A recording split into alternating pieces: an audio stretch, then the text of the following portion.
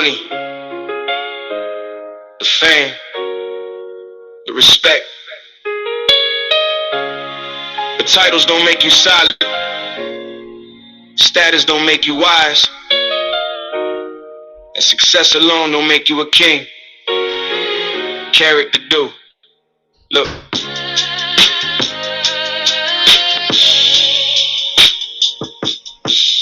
Look.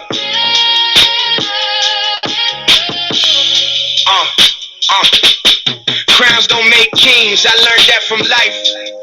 Seen wealthy people still empty inside. Seen famous names lose their soul for applause, while quiet souls carried integrity through flaws. And growing up, I used to idolize success, thinking money and attention equal greatness, till I realized real power deeper than shine.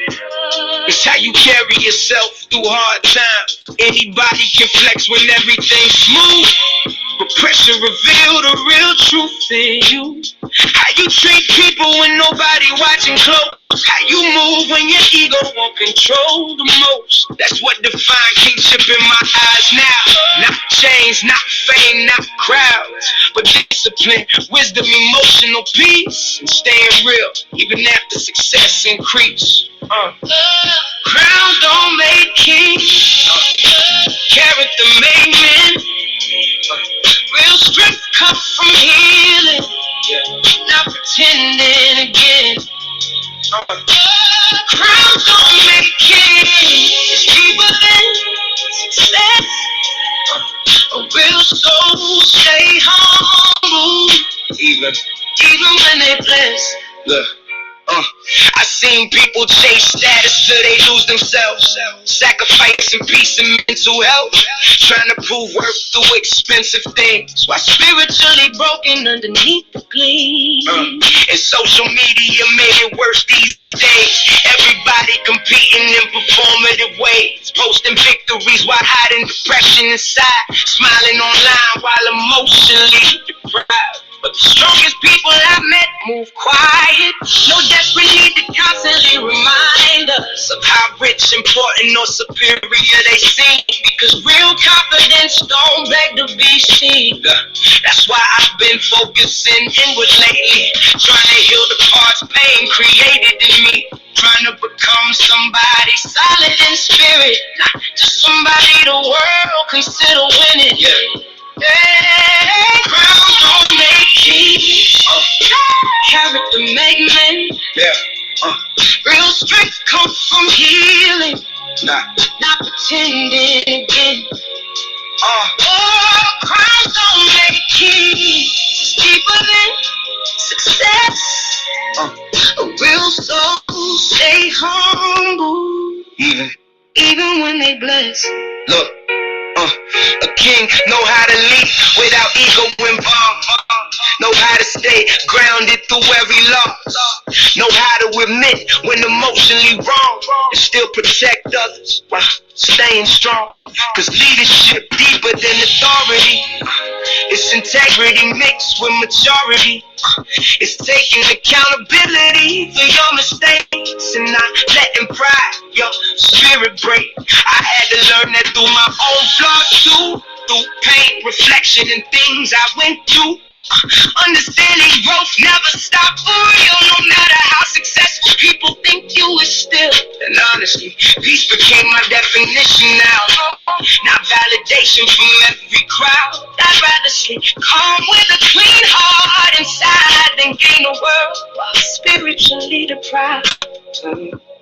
Crowns fade away, money come and go. But who you are inside, the world eventually knows. Stay humble, stay true, stay true. Real kings built from what they survived. To the ones chasing greatness in this loud world too. Don't let status become the measure of you, cause titles temporary and fame disappear.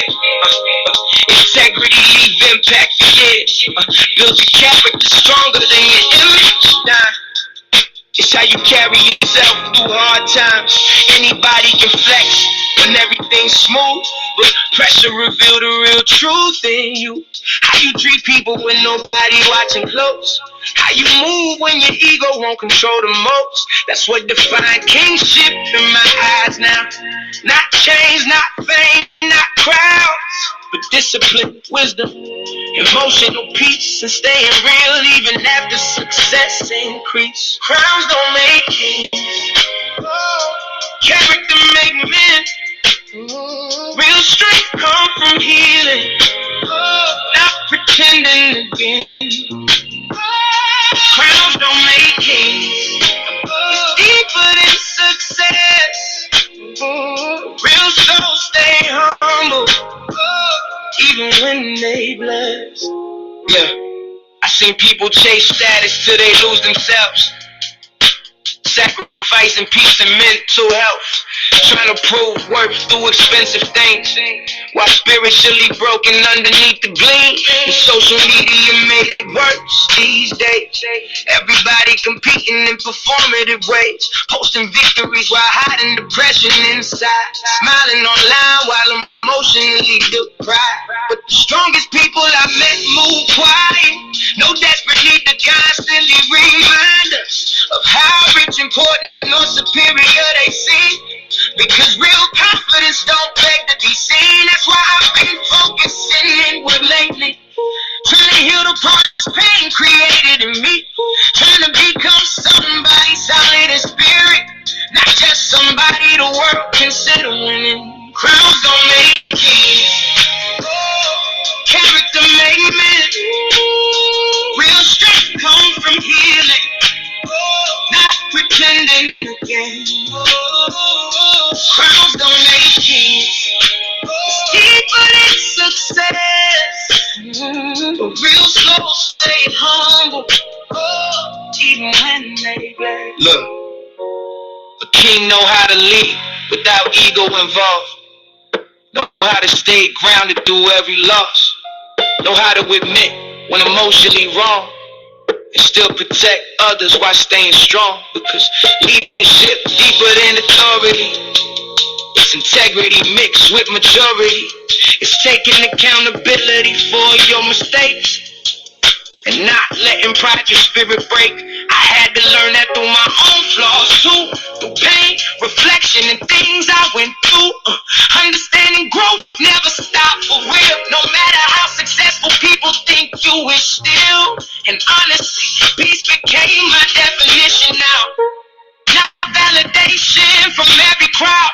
I'd rather sleep calm with a clean heart inside than gain the world while spiritually deprived. Crowns fade away, money come and go, but who you are inside, the world eventually knows. Yeah. Stay humble, stay true. Ooh, ooh. Real kings built. Ooh, from what they survived through. Yeah. Ooh, yeah. To the ones chasing greatness in this loud world too. Don't let status become the measure of you. Cause titles temporary and fame disappear, but integrity leaves impact for years. Build your character stronger than your image. Protect your peace more than public opinion. And don't lose your soul trying to gain applause. That trade leave emotional scars. Real kings uplift people instead of compete. Move with compassion instead of deceit. And understand success meaningless at the top if your spirit emotionally right. So keep growing deeper beyond what they pray. Keep becoming wiser through difficult days. And one day you won't realize after all the fights, crowns never made kings. It was the soul underneath the crown. Yeah.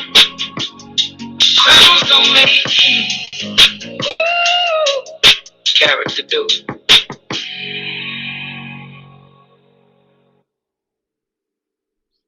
Weird.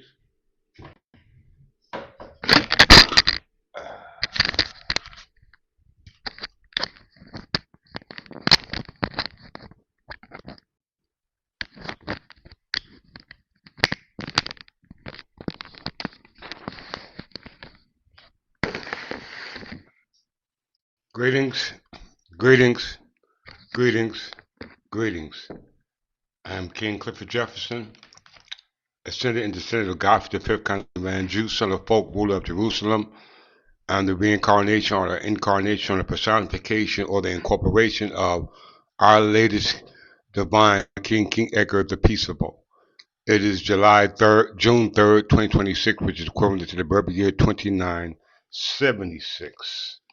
It's beautiful to be here today amongst you all with this beautiful lesson that I'm about to throw on y'all, and the title is Slaves to Loss of Your Identity as English People is a Forfeit of Your Inheritance. Slave to the loss of your identity as English people is a forfeit of your inheritance. I'm about to throw on y'all, and the title. One second.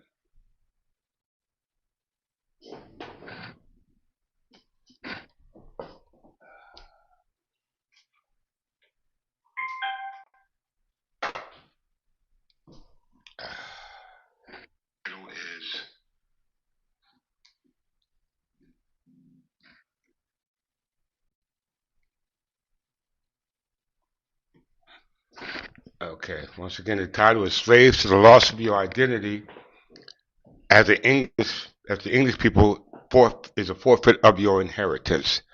This is very important because it stems from the lecture I just did in regards to should you follow King Clifford Jefferson if the angels are. Okay, let me get my microphone. All right. I hope you all was able to hear the music from J. Cole.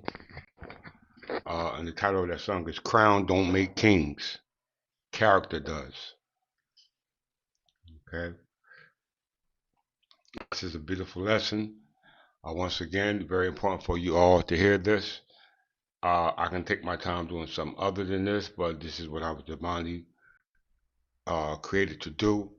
For all those who share insight and my passion for law, history, ancestry, so on and so forth, you will appreciate our channel. And this channel is about the mission or the continuity of our preservation of our lost estates, i.e., our land, our customs, our traditions, our laws that were preserved in modern day. Okay, which you will see, which been what I've been doing through my whole platform, but I will elaborate on that even more in depth with today's study on slaves to your loss of identity as the English people is a forfeit of your inheritance that was promised going all the way back from what we call Moses. Okay, all right, very important. The Ten Commandments, the Mosaic Code has everything to do with the 25th anniversary of the Sabbath as well as the return of the Jubilee, which is the uh, uh, what we call five sets of jubilees leading back to 1776 all the way up to the present. I spoke about that in my past lecture, but today is going to be a beautiful one because unfortunately what I had on my computer apparently just vanished. So it gave me the ability to just revamp and we put some of the things we're going to talk about today in its proper order so that way we can stay online and not be distracted. Okay? Once again, slaves to your loss of your identity as English people is a forfeit of your inheritance. And with that, let's get started with this marvelous lecture. Excuse me.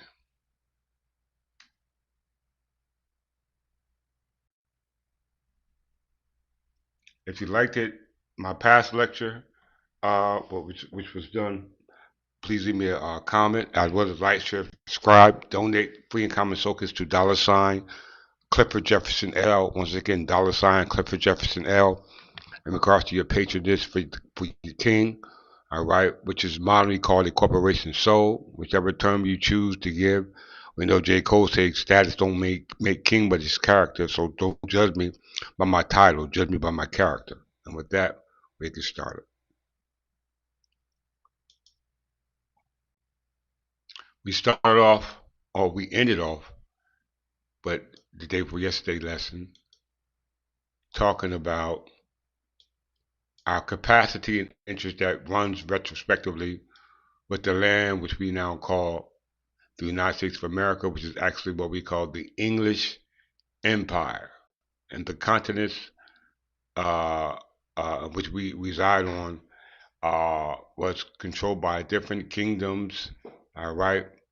Different kingdoms within the empire, now modernly called colonies, now called states. Okay, so I'm not going to backtrack on what we talked about yesterday. What I am going to do is show the visual diagram to support why um, slave or loss of your identity as English people will result in the forfeit of your inheritance. And we're going to use two cases. My case that's from the appellate court, which we talked about yesterday. So if you haven't heard about that, please watch yesterday's lesson and please take your time when you review it.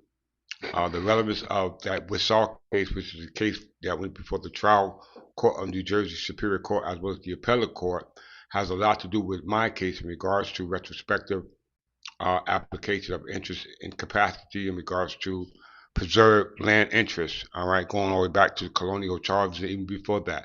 All right, especially after the abolishment of feudal era as established by the modern day statute. Okay, I'm not going to go through this chart again for the sake of time, but please, I went through it day before yesterday, so please review it. All right, but we did spoke about two cases. We saw and Martin versus Waddell.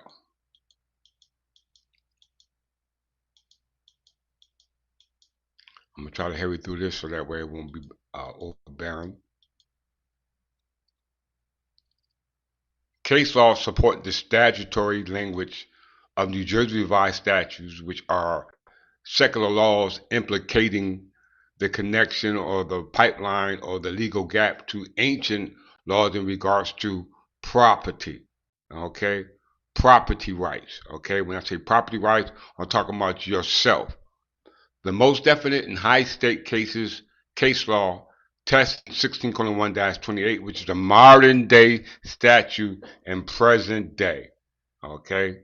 A modern day statute in which we use to show our capacity, whether we're looking at it from our affiliation with the English Third Temple Church of England, or whether we're looking at it from our inherited capacity, which go all the way back to our rights that was created by a paper trail created by ancestors who have now passed and gone away, but still assist us on the spiritual plane as a result of my findings. Okay, these findings are these cases, such as Wissau versus Board of Trustees of the First Presbyterian Church of Newark, which is a 2020 case that went before the appellate court, the same appellate court where my case now sits. This particular case is within the uh, uh, arguments is a multi-million-dollar property battle. The Regional Presbyterian of Newark sued a local congregation to seize control over its real estate assets. Okay, this is governed under property law. The conflict. The national church denomination claimed ownership based on its modern trust clause, which states that all local church property is held in trust for the national body. When we say national body, we are those who are talking about those who were incorporated and protected by that national body. Very important. The local church board argues that they own the property. When you say own, it's different from possession. Two different things. Ownership and possession is not the same thing. Okay, so it says the local church board argued that they own the property outright under a royal charter granted by King George II in 1753. So the way they own it is the interest that was given to them by way of the conveyance of the charter by King II, King George III, second, who was the son of King George I, the son of Sophia from the house of Handel. Okay, very important to understand the family tree. Okay, family trees are guarded by charters. Okay, which we're gonna dispel today.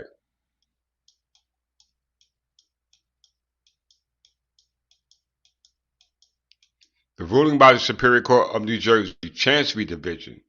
Chancery deals with equity. All right.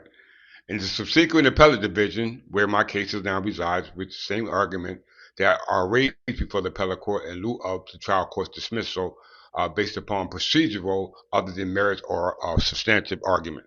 All right, which we're not going to go into today because spiritual and law was yesterday. Today is historical to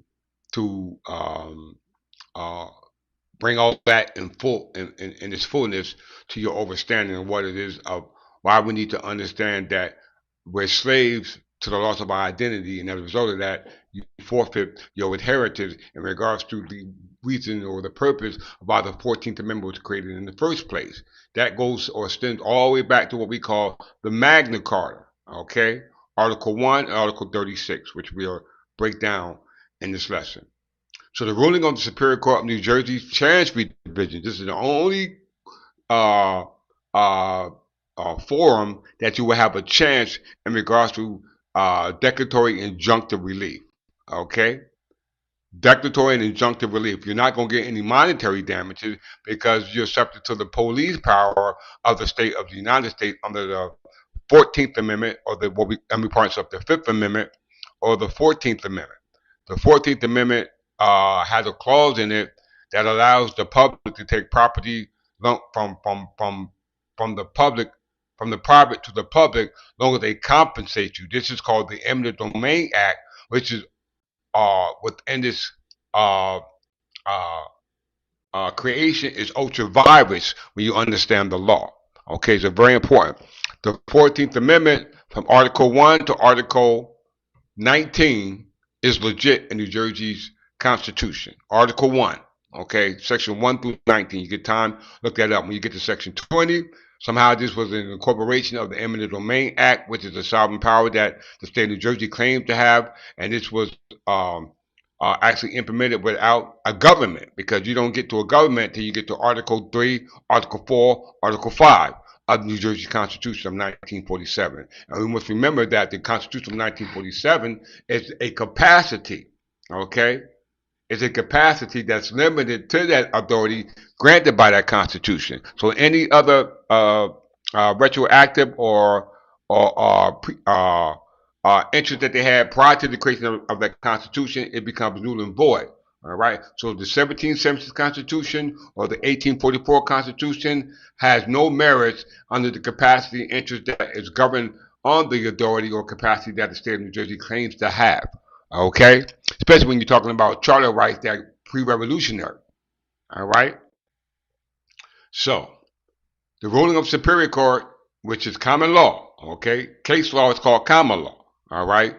Ruled in the trial court as well as the appellate division, ruled in favor of the local board, relying on the principles encoded, embedded, what we call, this is the statutory language now, okay?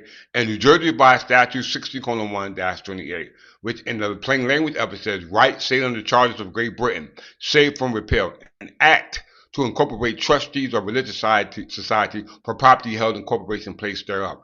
That is the full language of the text. Save from repeal, I might add, okay? It's not here, but we know it from verbatim. The court held that the 1753 World Charter created an independent self-governing corporate capacity, I keep talking about it, to hold property. This ancient corporate capacity survived the American Revolution and could not be retroactively stripped away by modern denominational rules. The court emphasized that the state must respect the original property right vested by the colonial charter. So we know the state of New Jersey capacity derives from New Jersey by statute Title 52, okay, as authorized by the legislature, which is Article 3. All right, Article 3, Article 4, Article 5 are the executive, legislative, executive, and judicial authority that grants them their capacity, which was created after the two prior constitutions, okay? But the capacity, and interest running under those two prior constitutions are preserved under 16:1-28. Okay, because these are retrospective to the creation of the state of New Jersey and its capacity and interest, whatever claim they claim to have an interest in. Okay, so we have here the state must respect the original property rights vested by the charter. Okay. 2. Case law for New Jersey. This case law, Martin versus Waddell, runs parallel with New Jersey Revised Statute 46:3-2. Okay, very important. It runs parallel. Okay, let's pull that case up.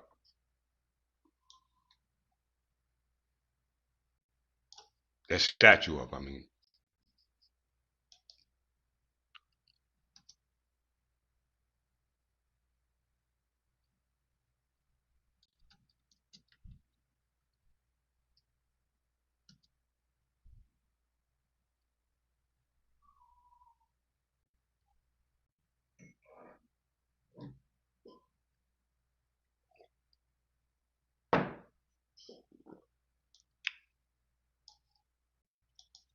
This is 2025.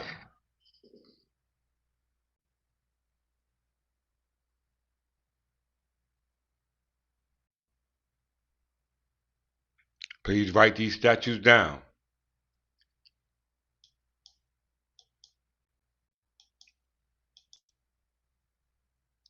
2025 New Jersey Revised Statute. Okay, revised statute. Title 46, governing property.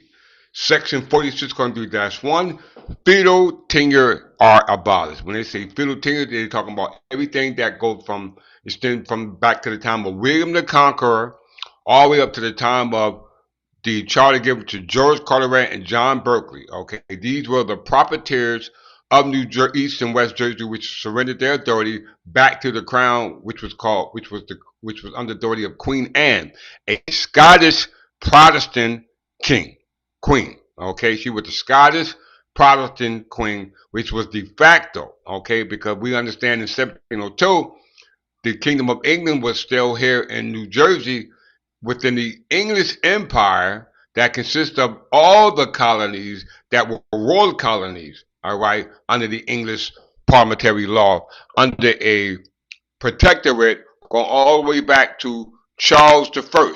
Okay, Charles I, which we're going to talk about today. All right, so 46:3-1 is a legislative fix. All right, a legislative fix. All right, fixing. We know what fix means. Something that was broke. All right. So when you go back to the time of William the Conqueror, these are called the feudal eras. Okay, when you were subject to a sovereign. Okay, a monarch. Okay, when we say sovereign or a monarch, this takes you all the way back into the biblical days, divine right of kings. Okay, who are feudal kings. All right. It says here, so that from that time era all the way to the present, 2026, the language is still here, all right? But they're not going all the way back to there. They're dealing with it prospectively rather than retrospectively, but it does encompass feudal history, okay? It says the feudal tenure estates and the instances thereof are taken away or discharged and abolished from and after March 12, 1664. That was the date that Charles II gave a charter to Duke of York and George Carteret. What was it? Duke of York and George Carteret, which were proprietors of East and West Jersey. They were surrendered back to the crown in 1702. Okay, this was an act concerning tenure that was amended past February 18th, 1795.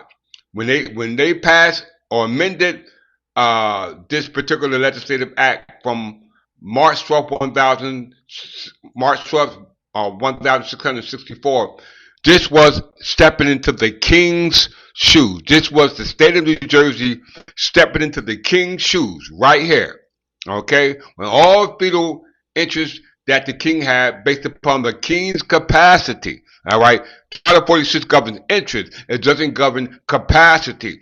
Interest runs with the property, going all the way back to the property itself. Okay, were you talking about real estate or were you talking about land? In this case, we're talking about land because at the time when the colonists came here, this land was considered, or the discoverers got here, it was considered to be a wilderness. Okay, they said it was a wilderness. Okay, so February 18th, 1795 was a severing of our historical ancient laws going all the way back to an era when William the Conqueror invaded. Okay, England, yes, because England was an empire right here in North America, and we know North America was colonized by Vikings. Okay, we talked about that history. I don't have time to explain it now. Okay, so it says so you have March 12, 1664, by Section 2 of an act entitled An Act Concerning Tenures, passed February 18th, 1795, should so continue to be taken away, discharged, and abolished, and no state or any incident thereof shall at any time be created in any manner whatsoever. So everything from William the Conqueror to George Carteret and John Berkeley, once they surrendered back to Queen Anne in 1702, came back under the capacity under the crown of England, because the crown of Great Britain didn't exist at that time, because that didn't come into existence until 1707. It was a thought going all the way back to the Union Act of 1603, but nonetheless, it did not come into fruition until 1707.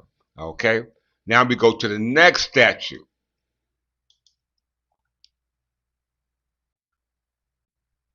You don't see feudal now. You see certain tenures turn into free and common soakage. Certain tenures, these are holdings, okay? These are interests. When you file a deed on the county recorder office, it does not prove that you in fact own it. It says you have an interest because deeds denotes to interests that are filed under Title 46 in regards to what? Public notice. Notice to the world that you have an interest in property because of that piece of paper that you have. But your rights of ownership is not clear. That's why you have title insurance. 1 second.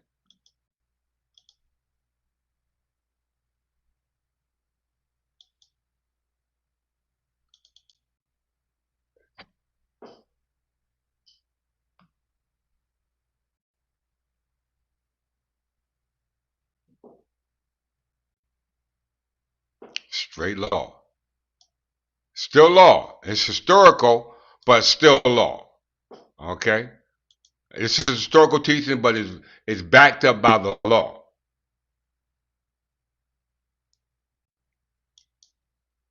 Keep an idea of what Jacob was talking about. That crowns don't make kings. It's no longer, all right, it's about character, and character is built by your capacity now, okay? Not based upon some claim, okay?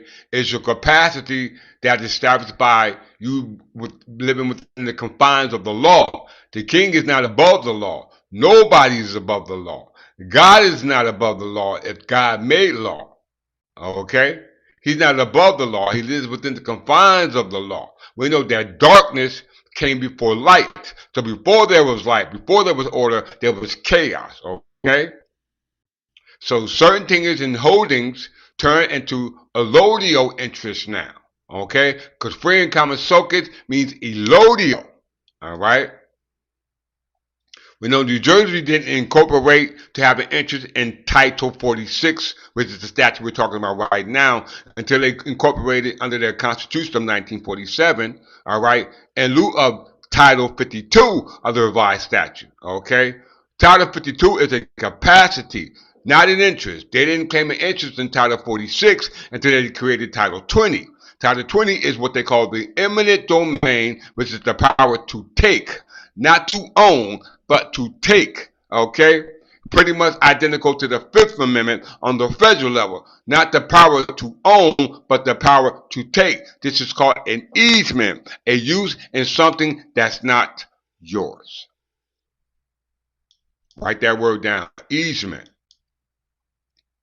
So here's a pre-revolutionary interest in land going back to the original capacity of the person who had an interest in the land as set forth by the statute. But we know that when feudal was abolished, it was not the capacity of the kings of England, but was the capacity of the proprietors, the capacity of the colonies and their officers, or was the capacity of the British Empire, and what we call Great Britain, which were under a different body of politics. Okay, but as we can read the statute here, the preservation of the capacity of the king as an office that runs in the interest with the land pre-revolutionary, okay, it still has the capacity of a king here, okay? It says tenures and honors and manors, lands, tenements, or of hereditaments and inheritance, or of an estate of inheritance, at the common law, held either of the King of England, or any other person, or body of politics, or corporate, or any time, retrospectively, before, I didn't say after, it said before July 4th, 1776, and declared by Section 3 of an act entitled An Act Concerning Tenure. So that means that before July 4th, 1776, a capacity that had the interest running with the land pre-revolutionary was the capacity of an office that was under the authority of the King of England. Why? Because they didn't step into the king's shoes until February 18th, 1795. It's right there in the statute. But yet they did not have the capacity to step into the shoes because they didn't create the Eminent Domain Act till 1971. So in the eyes of statutory analysis and judicial scrutiny, they have committed an act of ultravirus, which in the eyes of law is overreach. Okay? Very important. All right, so we have July 4th, they declare independence from Great Britain, not England. July 2nd, because they were fighting over what? The rights of Englishmen, but they were not English people, because if they was, they would have not used the Naturalization Act of 1790, declared their rights of citizenship, okay, which is based upon an aberration of a color of skin. At this time, we were identified by color of skin, known as black people, when it was put on the books. That was not our identity as slaves. Our slaves of identity was based upon a 400-year period of missing information of who we were. That starts from 1865, and you take 400 from 1865, you come up with the year 1465. Do the math. 1865, subtract 400 from that, that will bring you to 1465. Okay? That's a very important year because that is the year of Elizabeth Stuart, the one who married Henry VIII from the House of Tudors, who conquered the King of England as a result of the conflict which was called the War of the Roses, or the War of the Cousins, or the War of the Clans. Okay? The War of the Cousins, about who will inherit the very throne that's in question right now, which is an office, is a capacity that you will not find in Title 46, because Title 46 only deals with interest. The capacity comes from somewhere else. So if you go on before July 4th, 1776, then that capacity that was in the King of England was conveyed or transferred somewhere else. Where did it go? Let's continue.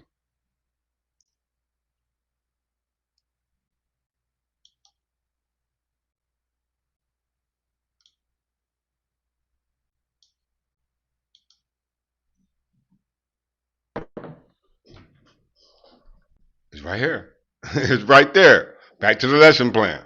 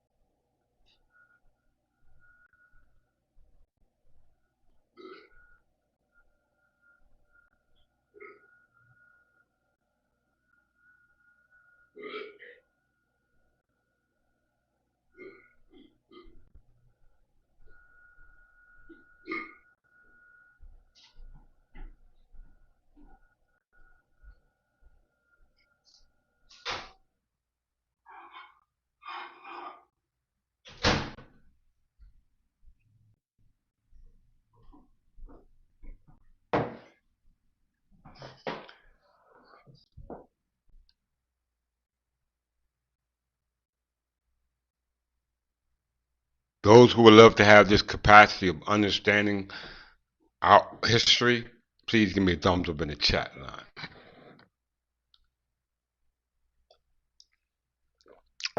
The case law surrounding interest, okay, not capacity.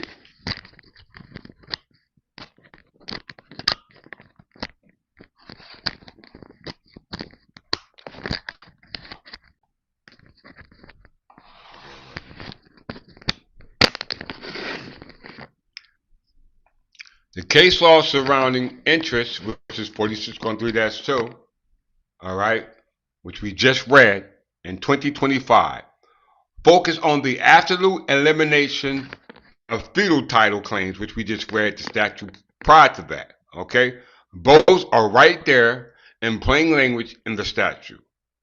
When property owners attempted to claim allodial or sovereign citizen status to evade state taxes, or when historical entities claim ancient royal privileges over public land, courts used this statute as a shield. Did you hear that?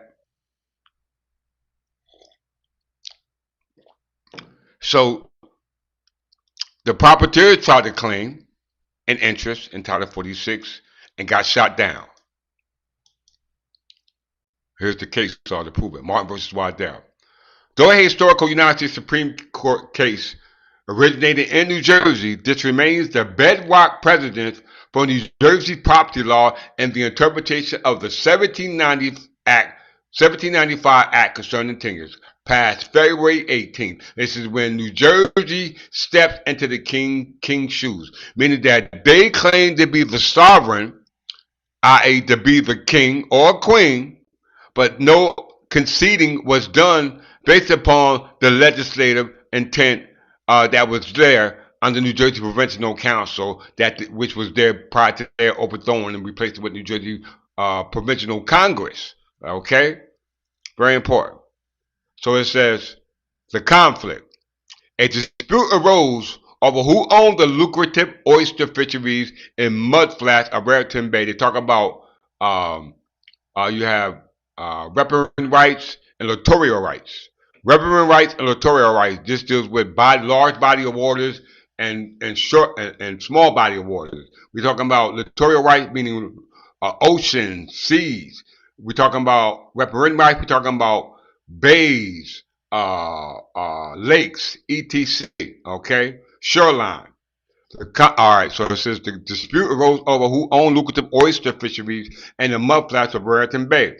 One party claimed exclusive ownership via a chain of title stretching back to the original 1664 Royal Charter from King Charles II to Duke of York, arguing that the feudal land grants included private ownership of the navigable waters. We just read the statute, and the statute said Duke of York or George Carteret interest they had based upon the deed given to them by Charles II was invalid. Okay, invalid. What was the ruling by the court?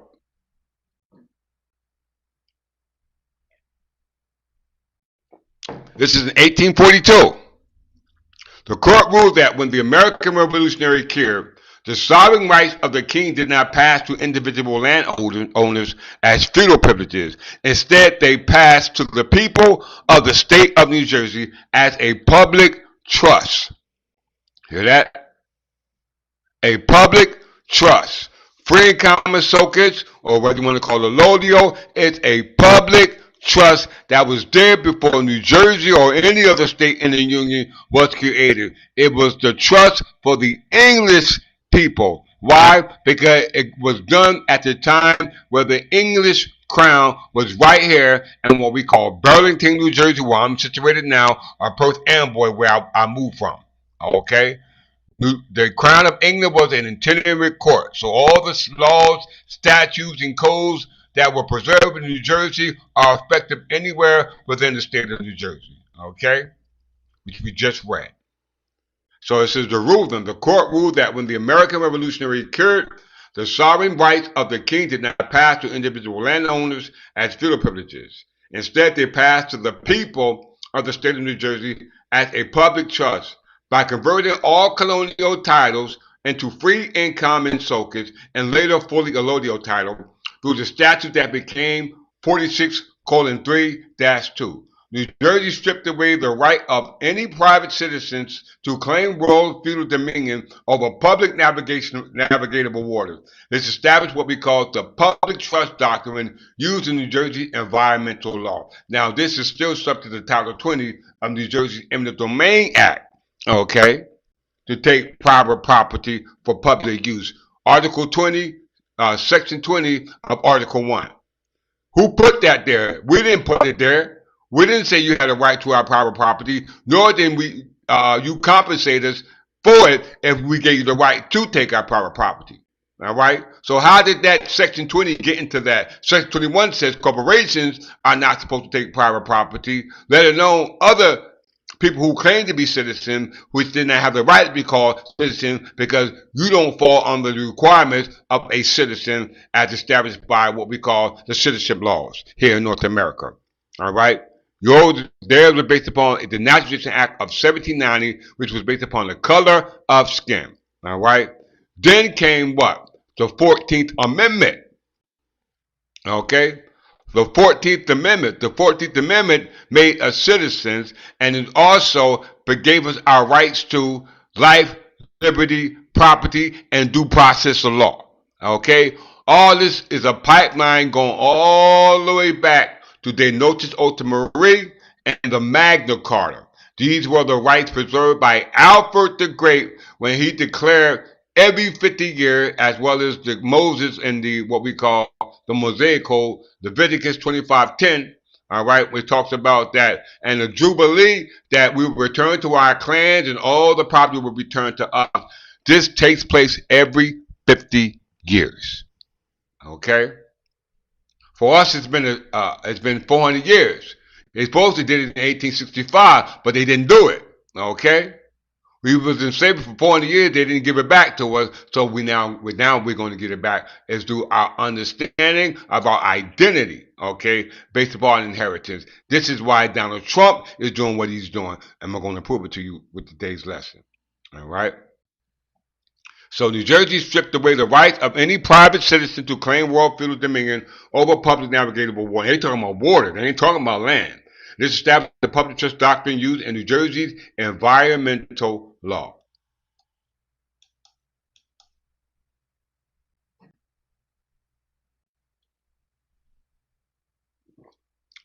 Modern tax and deed challenges. In modern New Jersey real estate litigation, plaintiffs occasionally file frivolous quiet title lawsuits claiming that because their property maps traces back to colonial proprietary grants, they hold land patents that exempt them from modern municipal zoning laws or property taxes. This is the regulatory power of the state because the state stepped into the king's shoes by the Feudal Act of 1795, February 18th, is right there in the statute. No one questioned it. Why? Because no one knows the history, no one knows the law, so therefore no one has the capacity to question them. All right? How courts rule. New Jersey courts routinely reject these arguments by citing the interests that's governed under Title 46, modern day law, secular law, the law of humans, okay? Not the law of lords, monarchs, kings, but the law of secular people. The court clarified that New Jersey revised statute 46:3-2 effectively scrubbed all colonial of its British feudal characteristics, but yet when you go back to the statute, it said the King of England right there in the statute. It didn't say a British king. It said a English king, corporate, what's it, the King of England, corporate, body politic, corporate, or person. So all those four represent a capacity. All right. They said it flattened the title into standard American real estate, making it fully subject to the state's sovereign right of taxation, eminent domain, and police power. That's Title 20. I just said that.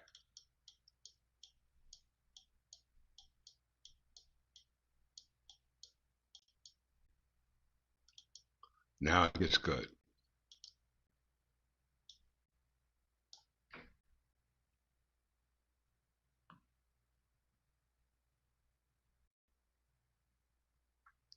The 1350 Act de Noches Ultramarine,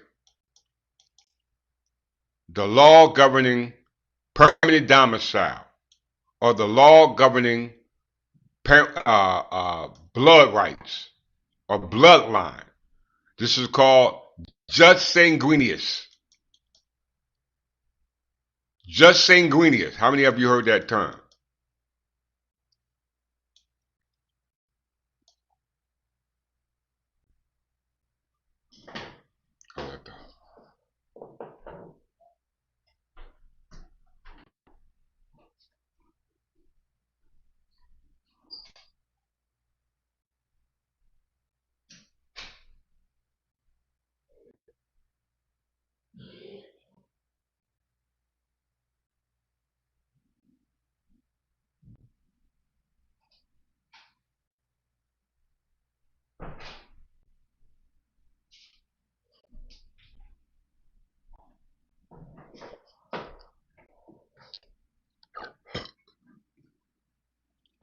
The 1350 Act enacted during the reign of Edward III, the son of Edward II, the son of Edward I, the son of Henry III, the son of John, the son of Henry II, the son of Godfrey the Fifth Canterbury Jew, from the House of Plantagenet.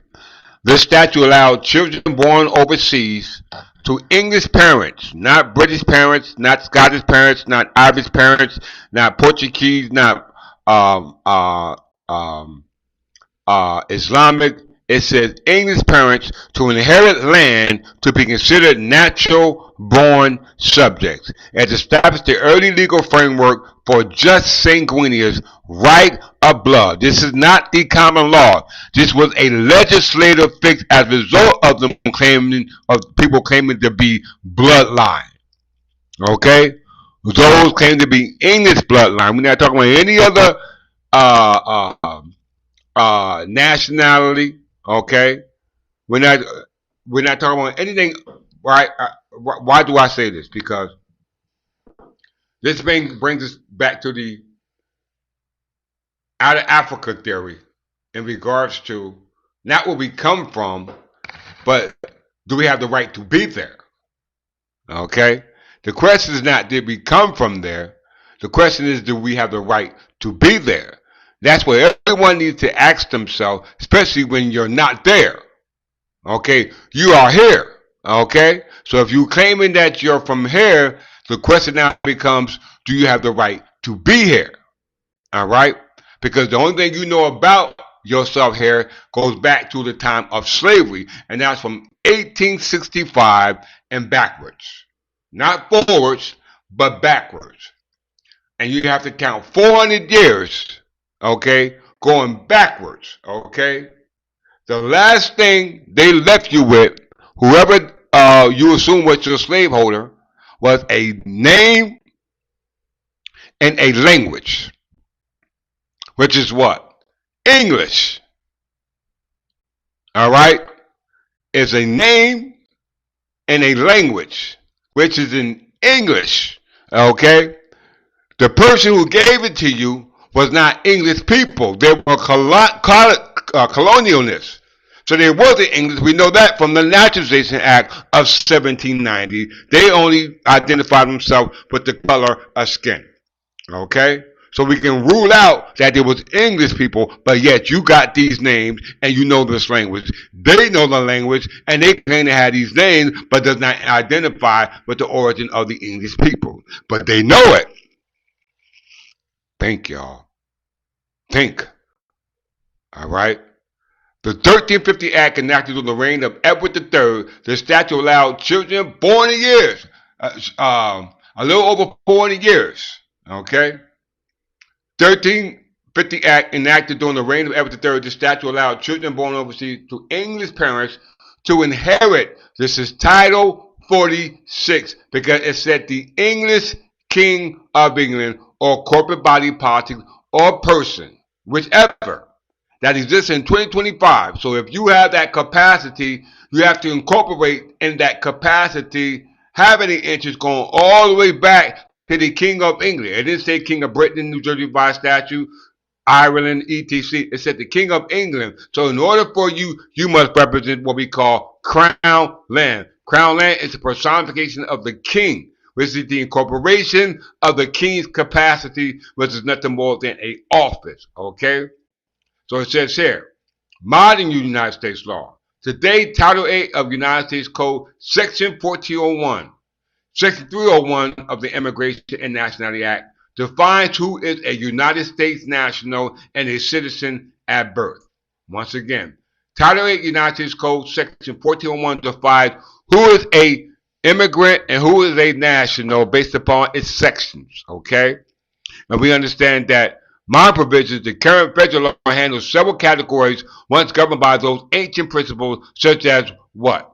Those born on the soil, those born in the United States territories, or those born overseas. Okay? Those born overseas.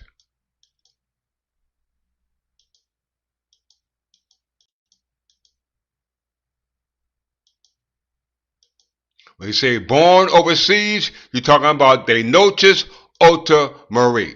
Okay? Children Born Abroad Act. That's what it's called. The Children Born Abroad Act. This is where Title 8 of United States Code 1401, okay, comes from. All right? Whether you're born on the soil or you're born on the United States territory or you're born overseas, you have under this act, you have the right to inherit property from your English ancestors. All right?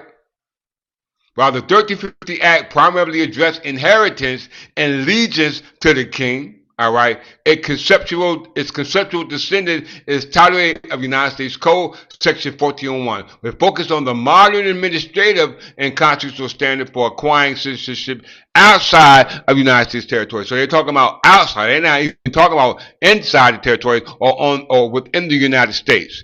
The United States or any of the United States territories. In England, we call these English overseas territories. All right? Very important. We're not talking modern, though. We're talking about ancient because 1350 is the 14th century. The Title 8 is the 20th century. Okay? Let's continue to read. The Statute de Notis Ultra Mari, 1350 to 1351, and the War of the Roses are linked by the fundamental question of who is legally English enough to inherit the throne. Did you hear that? Who is English enough to inherit the throne? While the statute was intended to protect the inheritance rights of the king's children born abroad during the 100-Year War, not just the 100-Year War, the Castilian Civil War, not just that war, but all the other wars that led up to what we call the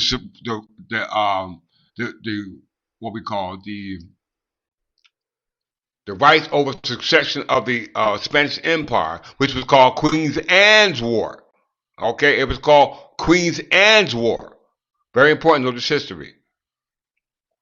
So the Statute de Notis Ultima Mari and the War of the Roses are linked to the fundamental question of who is legally English enough to inherit the throne. While the statute was intended to protect the inheritance rights of the king's children born abroad during the 100-Year War, wording later became a weapon used to challenge the legitimacy of royal lines during the dynastic struggle of the 15th century. Okay? I'm about to break this down for y'all.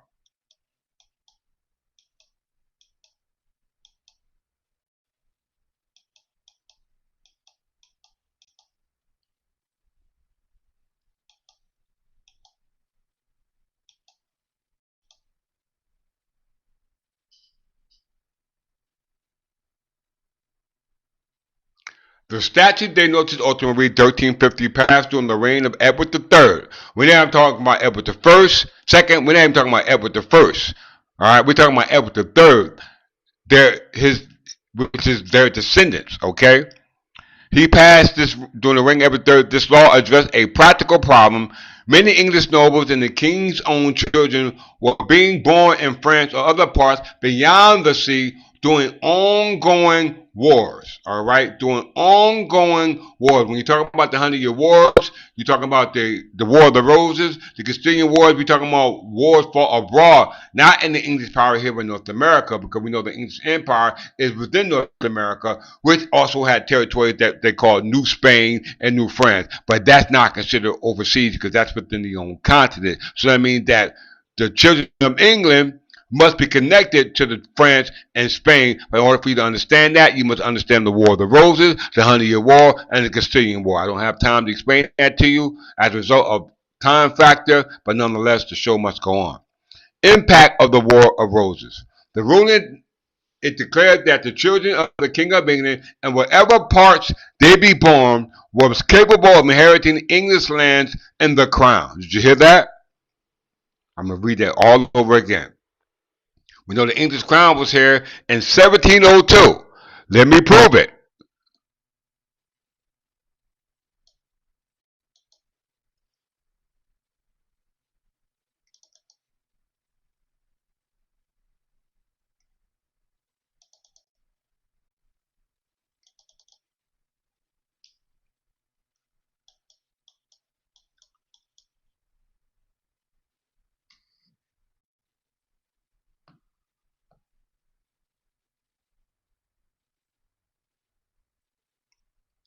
New Jersey Provincial Council, His Majesty, not Her Majesty's Council, but His Majesty's Council for the Province of New Jersey was the upper house of New Jersey's legislature under colonial rule until it was replaced by New Jersey Legislative Council on New Jersey Constitution of 1776. If you look in the box, legal length of term, indefinite. Authority, the Crown. Alternative, seats or capitals, Burlington or Perth Amboy. Right now, we represent the Crown, so our seat or body politics is in Burlington, New Jersey, where our certificate of incorporation, known as our charter, in regards to our what we call pedigree, okay, which I'm gonna prove to you. All right, very important to understand that. Write that down. New Jersey Provincial Council, which His Majesty's Council, which was indefinite, means forever. The authority means capacity. So the capacity of the office of the Crown was indefinite because we have the statute right here.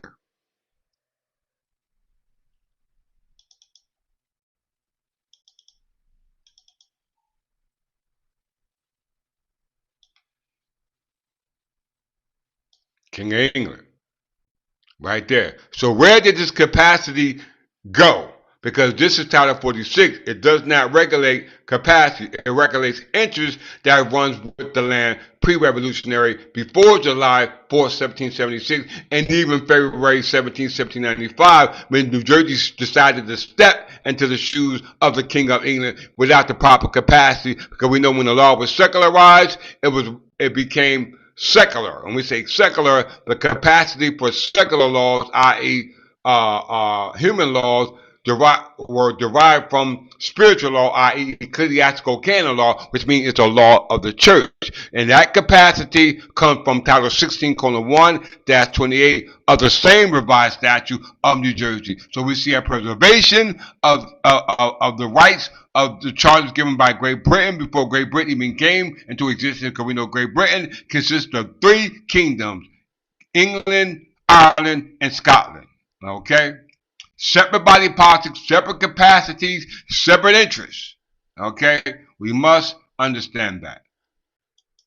So we see the capacity of the Crown, i.e., the office, is still there.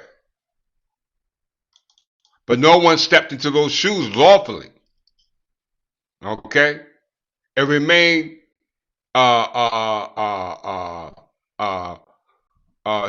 without anybody wearing the shoes. And my question is not if they stepped into the shoes. My question is, whose shoes are they?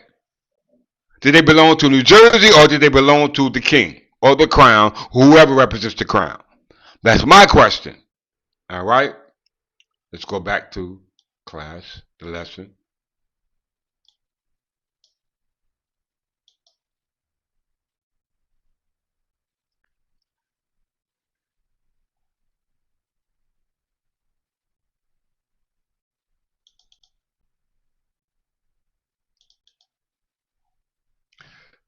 So the statute they noticed ultimately read 1350 passed during the reign of King Edward III.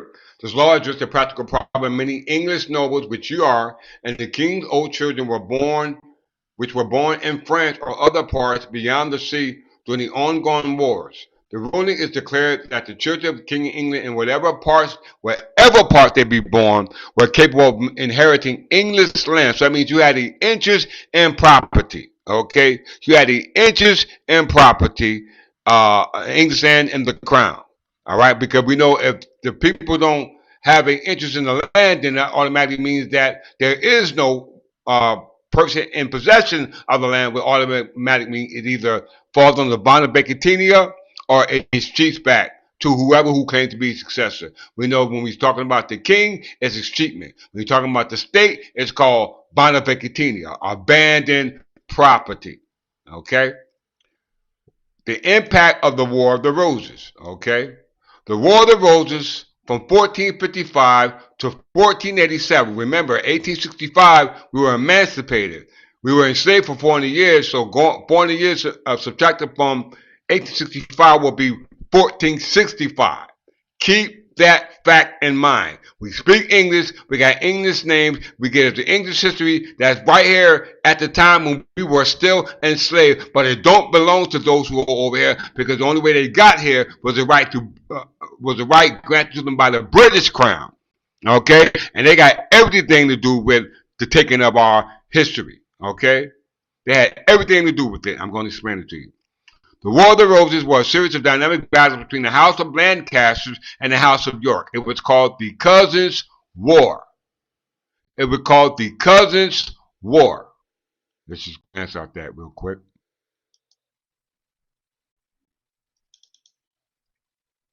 When you get time, look it up.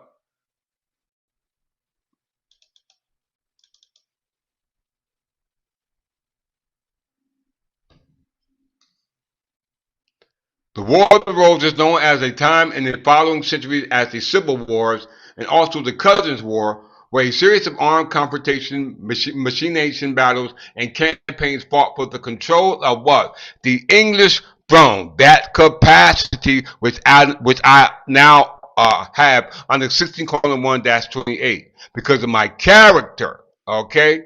My characteristics of the personification of the capacity of the English king. Okay? Very important.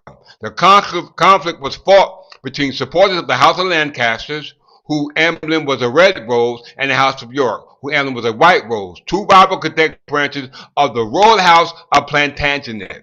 The conflict resulted in the end of the Lancaster male line in 1471, leaving the Tudor family to inherit the throne through what? The female line. Primogeniture versus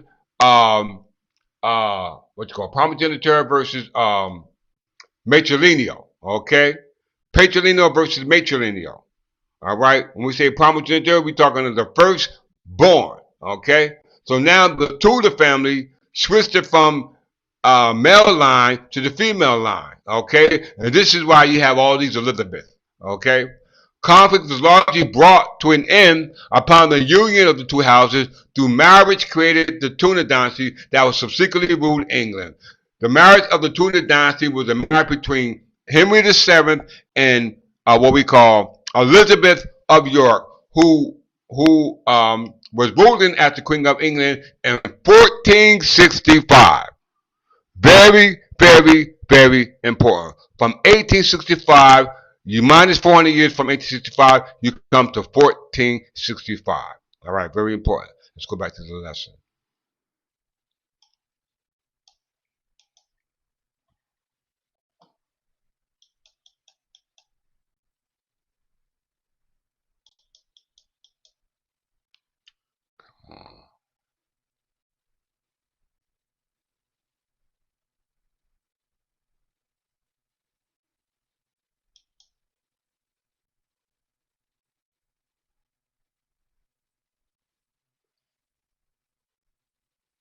Okay, the ruling it declared that the children of the King of England, whatever parts they be born, are capable of inheriting English land and the crown. The intent to ensure that being born on foreign soil did not strip a royal or noble heir of the English legal rights. Okay, impact on the War of the Roses. The War of the Roses were a series of dynamic battles between the House of Lancaster and the House of York. The 1350 statute played a subtle but critical role in the legal paper war that preceded and accompanied the physical battles. If you read Juan Kim Ark, it has that act there, the 1350 De Noches Ultima Act, dealing with just sanguineous. This is the case, y'all. Juan Kim Ark using to prove, as Donald Trump say, that the emancipated slaves who were descendants of those who were slaves, who were now free people of color, were those who were protected under the 14th Amendment, which is rooted in the Magna Carta, because they know, in fact, that these were, in fact, the English people. Okay? Very important. In that case, it mentioned 1350 De Noches Ultima Act, which was a law passed by the United States and England. And who passed it? Edward III. Now, why would the judiciary of the Supreme Court be even talking about that case in lieu of just St. Green? But they didn't even deal with that case based upon the merits and review of that was before the Supreme Court. They were dealing with just Soleil, okay, being born on the soil. Okay, two different issues, just Soleil and just sanguineous. How many of you understand that? Defining the line of succession.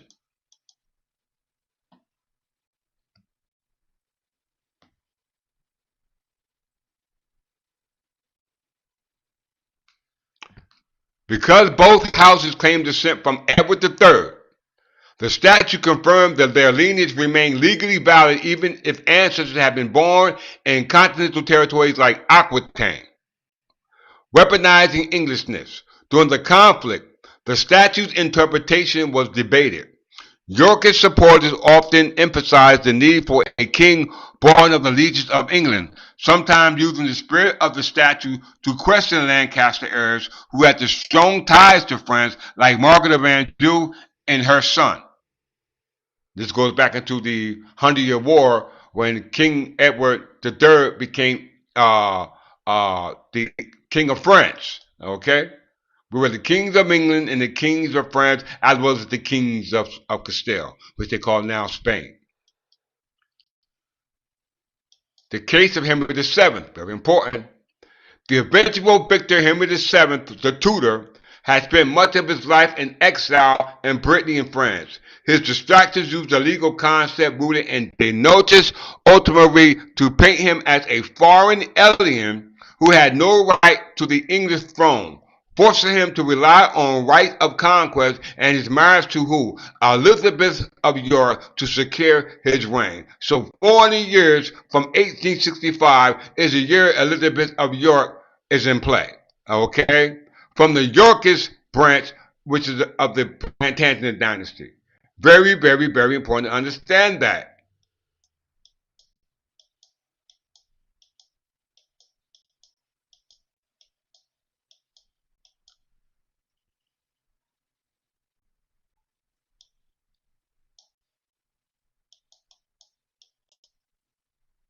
As you can see me, England's coats of arms and France's coats of arms. Okay? Very important. Now, this is very important because Henry VII is married who? Elizabeth of York. Okay? That's who he married to bring an end to the War of the Roses and tie himself into the family by rule of conquest through the auspices of his mother, Lady Margaret of Beaufort, okay, from the house of Beaufort, going all the way back to John Beaufort, the Earl of, what is it, John Beaufort. I forgot what Earl he is, but he was the son of who? John Gaunt, the third son of Edward III. That's why De Noches Ultima was actually created to protect those who are descendants of the cadet branches who were in true allegiance of the crown of England and their offspring. Okay? You better pay attention to this lesson. All right? Margaret Beaufort was the mother of Henry VII. All right? But a descendant of King Edward III as a result of the Lancaster Beaufort line, as I just stated. Her relentless political plotting during the War of the Roses eventually overthrew the York Plantagenet, placing her son on the throne as King Henry VII and launching what? The Tudor era. Did you hear that? May 31st was a couple of days ago. All right? Was a couple of days ago. All right.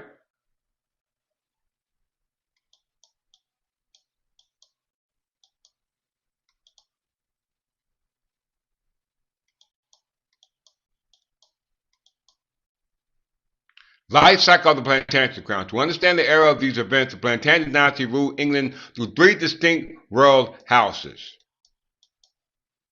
The Angevin established the English common law and signed the Magna Carta. The Magna Carta is the Bill of Rights for us. Not the petitioner rights, not the English Bill of Rights, not the United States Bill of Rights, but the Magna Carta, because the Magna Carta is our due process of law.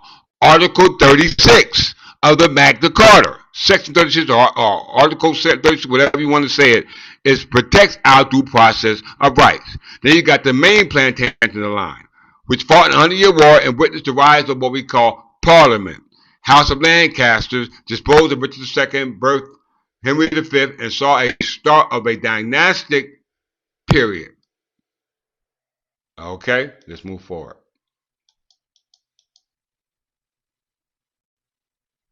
We're going to bypass this.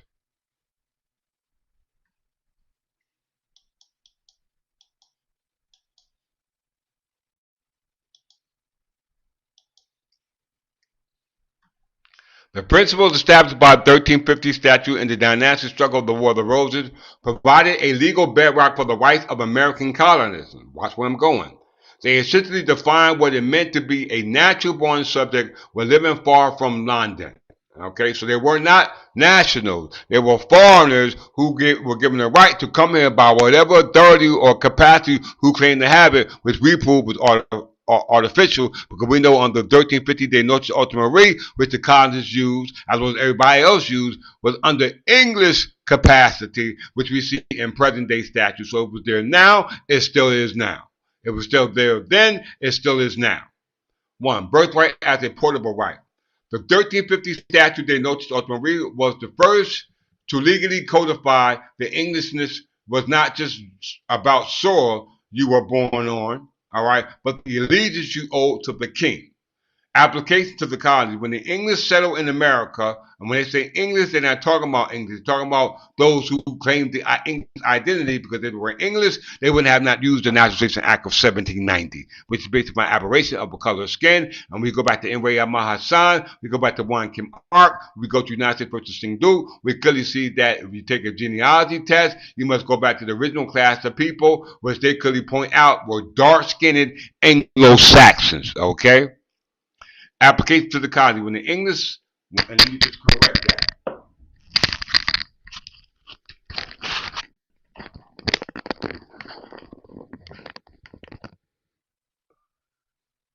When the,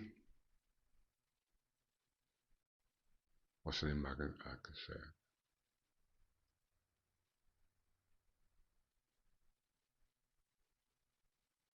What's the word? Somebody who can't be identified. Someone that is not identified. Okay, so that would be a temporary sojourner, a traveler. Okay, somebody that travels or comes or is found to be in a territory or land that's not their own. Okay, the 1350 statute, de notice ultimarie, was the first to legally codify the Englishness was not just about being about the soil you were born on, but the allegiance you owed to the king. Application to the colonies. When the English settled in America, and when we say English, we're talking about those who claim English identity, they relied on the spirit of the law to argue that their children born in Virginia or Massachusetts were not aliens. They were naturally born subjects with the same legal protection as someone born in London. So they were living off the history of the English people, but yet the English history was usurped by those who of the British crown, okay? Of the British crown.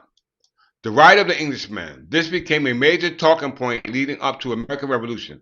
Figures like Samuel Adams argued that since 1350 statute protected the rights of those born beyond the sea, the British Parliament had no right to treat colonists as a second-class citizen or a foreign subject. That's very, very important, because if they If the Scottish were foreign, then damn it, they should have been foreign as well. We know that because when those claimed the right under Calvin's case, they called on De Notis Ultima Re case of 1350 by King Edward III to squash those who claimed the right to not just the throne, but to claim to be English nobles. Okay? Very important. Building on the presence of Calvin case of the 1350 statute enacted by Edward III, a landmark legal decision called on Calvin's case 1608 solidified colonial rights. The ruling, it confirmed that anyone born within the king's dominion, including the new colonies, was a subject by birth. Subject to the British crown, not the English crown, because the English capacity was not there at that time because it was overthrown, going all the way back to what we call the Protectorate under Charles I. Okay, not just that far. No, going all the way back to King James.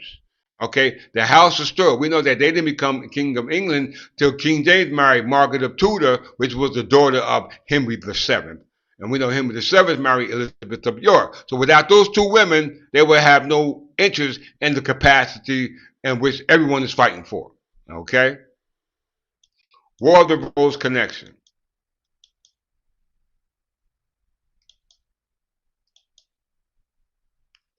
The ruling used the history of the dynastic wars to prove that allegiance was a personal bond between a subject and the king, regardless of shifting borders or territories. This meant colonists couldn't lose their rights just because they moved to a new land. Did you hear that? Did you hear that? The Paper War and colonial charters. The same paper war tactics used in the 15th century manifestos, legal petitions, and debating lineages were married by colonial leaders.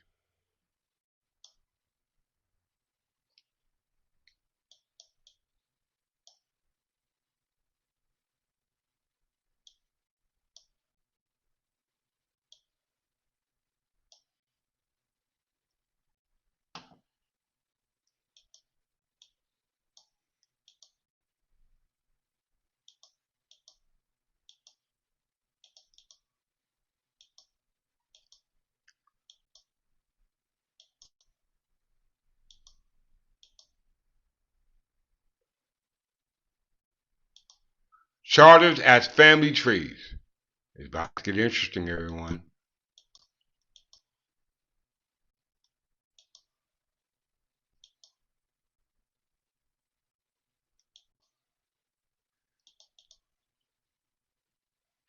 Come on.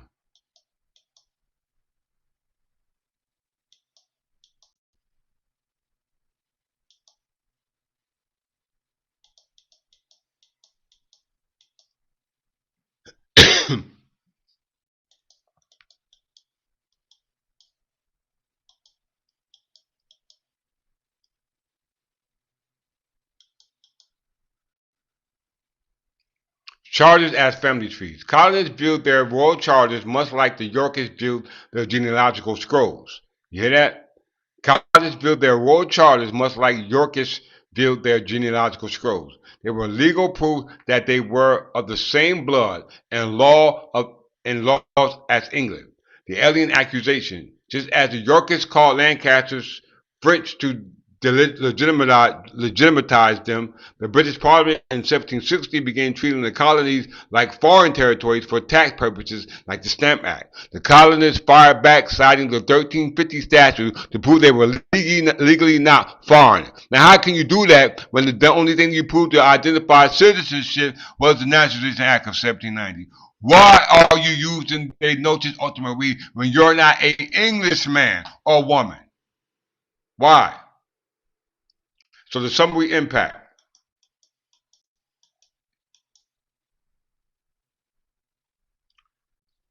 Concept from 1350 wars. Application to the English colonies. Status of children.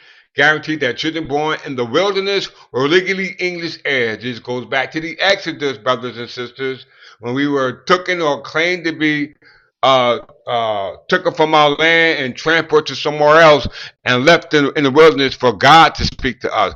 This is happening right now. You are in the wilderness, okay? Personal allegiance tied the colonies directly to the king, bypassing parliamentary authority initially. Natural born rights form the basis of the 14th Amendment and the United States Constitution, called birth birthright citizenship. You hear that? Birthright citizenship. This analogous concept is like a citizenship application that Edward III built for soldiers in France in 1350. By the 1700s, American consuls were still using that same application to prove that they were eligible for English rights, update even though they were thousands of miles from their home server.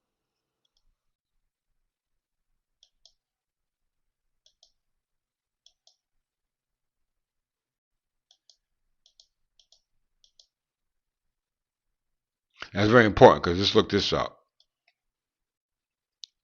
English national identity.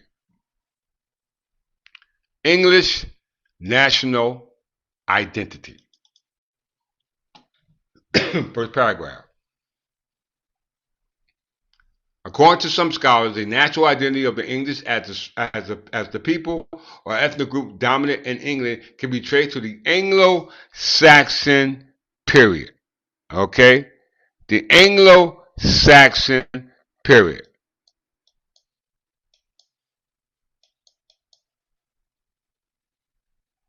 Similarly, Adrian Hastings considered England to be the oldest example of the mature nation and links the development of this nationhood to the Christian church and spread the written popular language to the existing ethnic world groups. Okay? Very, very, very, very important. What sticks out here? The Royal Arms.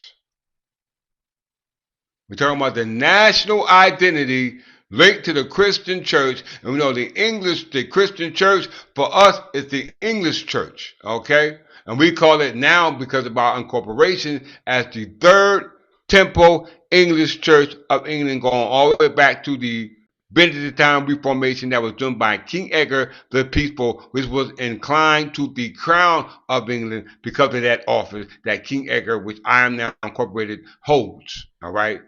That capacity. Let's look at the Royal Arms of England real quick. Okay? In lieu of the English identity, which is associated with the church, okay, going all the way back to the time of beads, okay? This is the coat of arms of England. It's the coat of arms historically used in arms of dominion by the monarchs of the Kingdom of England and now used to symbolize England generally. The arms were adopted 1200 by the Plantagenet kings and continue to be used by successive English and British monarchy. You hear that? English and British monarchy. They are currently quoted with the arms of Scotland and Ireland and the coat of arms of the United Kingdom. Historically, they were also quoted with the arms of France, represent the English claims to the French throne and the House of Hanover. This is what it's all about. This is why the House of Hanover, the House of Stuarts, the House of Hanover, the House of Stuarts, and the House of Stuarts is very important because they all had a hand in taking the English and French throne that was controlled by who? The Plantagenet dynasty, which we are the descendants of here in North America. Under Queen Imperatrix and they Donis Conditionalibus, which we'll talk about in a minute.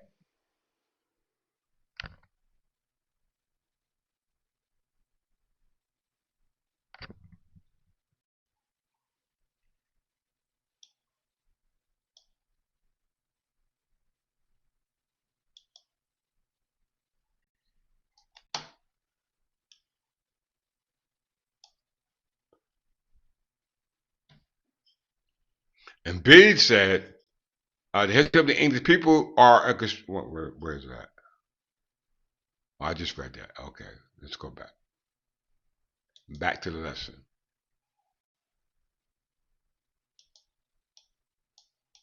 We can bypass this.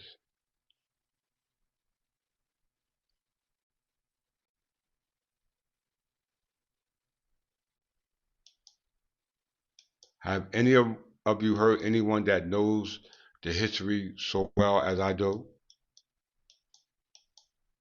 Please leave a comment.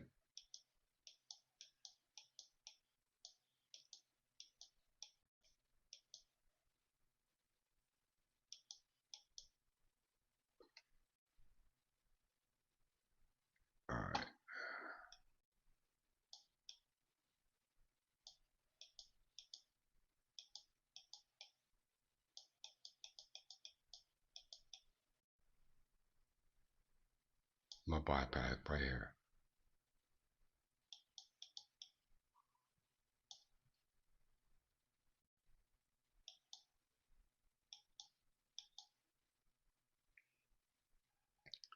Why charters acted as family records?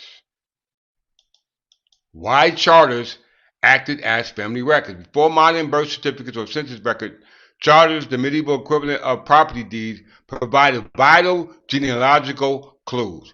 Proof of lineage. To inherit land, individuals had to prove their relationship to the previous owner. Charters explicitly named heirs such as Thomas, son of Thomas, to establish legal continuity. Recital of relative. Charters often listed the family members to ensure their consent to the land grant, preventing future legal disputes from disgruntled relatives. This is called entail estates, not fee simple.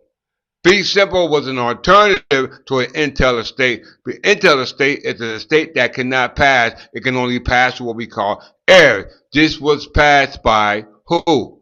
Edward, I think it was Edward the First, the father of Edward the Third. Let's pull that up.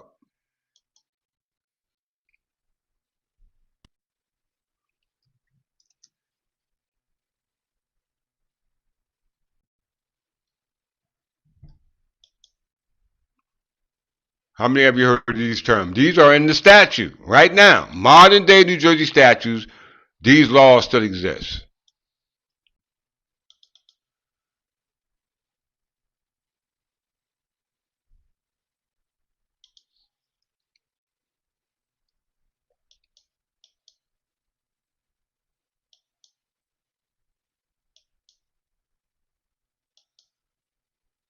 Edward the First, the father of Edward the Second, the father of Edward the Third, who passed a Notice Ultima Mare.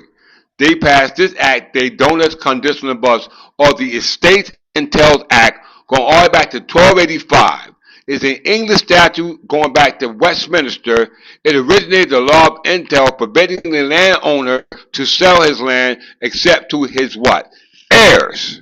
You hear that? Very, very, very important. If it is no heir, then it automatically sheets back to the crown for one of an owner. Okay, it's called escheatment. All right. Either it's entail, he passed that one, and he passed quid impetuoris. His Majesty's law on buying land.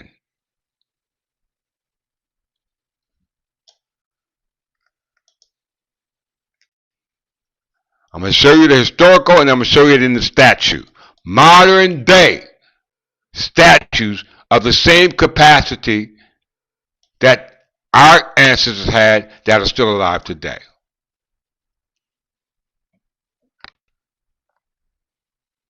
Crown don't make kings. It's character. How many of you have this character? How many of you have this capacity? Quid Impetuoris is the statute passed by the Parliament of England in 1290 during the reign of Edward the First to prevent tenants from alienating, transferring the land to others by subinfeudation. Subinfeudation is turning entailed land into what we call fee simple absolute, which is what you have today, called elodial land. We didn't pass it. They transferred and then now turned it allodial, made allodial for them, and that allodial for them is contrary to the language of how it was supposed to be conveyed, which is now the reason why our argument is before the appellate and trial court, because they are not the allodial landholders. We are the Anglo-Saxons. Okay. Instead of requiring all tenants who wish to alienate their land is to do so by substitution. The statute alone, with its companion statute Quo Warranto, also passed in 1290, means a order to show cause. That's what a Quo Warranto are. An order to show by what warrant, by what authority, by what capacity. This is called in declaratory and injunctive relief. By what authority do you claim to have that capacity? If you cannot prove it, then it's ultra-virus, which means it's overreach. The statute alone, with its companion 1290, passed by Edward I, dealt with disputes and consequent financial difficulties that resulted from the decline of the traditional feudal system of England during the High Middle Ages, which was proved by New Jersey Revised Statute 463-1 that all feudal interest in land was abolished and now remain free and common soakage, which for us is intel, all right, because it's a lodio.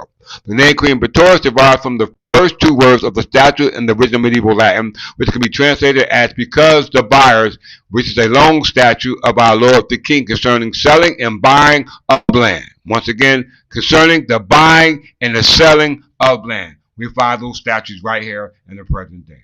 Let's look at it.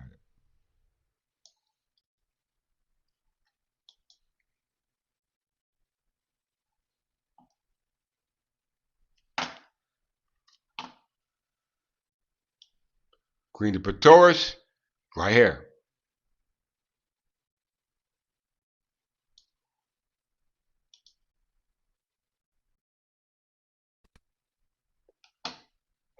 I didn't come to change the law, but to fulfill it.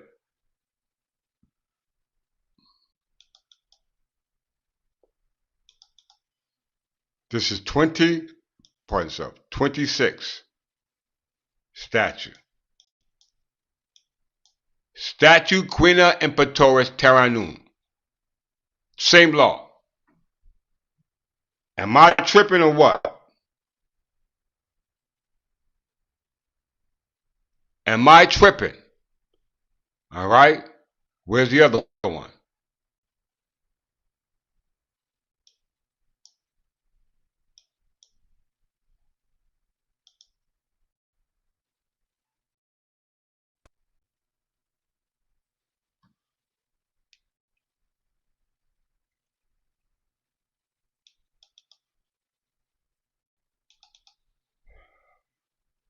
It's not capacity. This is interest.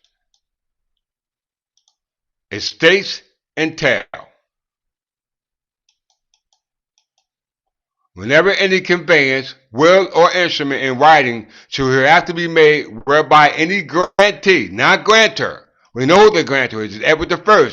It says any grantee divides you or other persons to become seeds in law or in equity. That's chancery, brothers and sisters, of such estate and real estate as under the statute of the 13th of Edward the First, called the Statute of Intel. They donuts conditional parts would have been held in the state in fee tail. Now they did what? They changed it into fee simple. This is through common recovery, which is a legal practice that has been abolished. How we know it? Right here. They stole it under a legal proceeding that New Jersey abolished the proceeding, but yet they still have our property. How is this possible?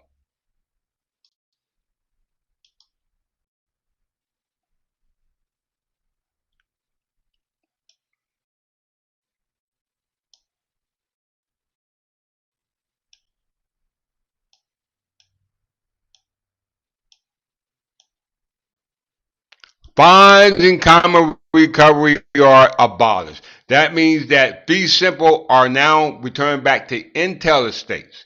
Okay, but are they Intel estates? No, because the regulatory of the power of the state assumed to have without it being questioned. Okay, right here, this statute says from after June 12, 1799, no fine or common recovery that has been or shall be entered or may have suffered in any court of record of the state shall operate or be construed to be conveyance or assurance of a real estate. So it means that whatever interest you got based upon the deed found in the county record, do not think that it truly shows that you actually possess it. Because why it says or any way bar the issue of Intel estate. So any fee simple state will not bar Intel estate because Intel estates were estates that were based upon those who have an interest as being in heir. And we know heir is a capacity or a reversionary or remand of their lawful claims and entries in the uses of customs to the contrary in any wise is notwithstanding. So that meant a court of law will not entertain any fee simple interest in an estate that was done by common recovery. All right? It will not be suffered in any court and will not bar any issue of intel, all right, or reversion or remandering of their lawful claims, and any custom contrary to that is not withstanding. How many of you understand that language? All right, let's look at Crown Land.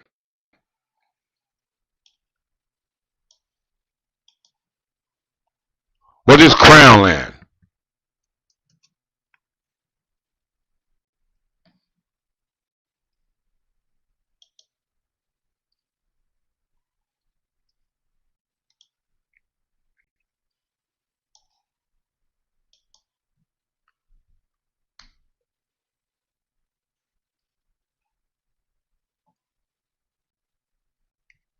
Listen, y'all.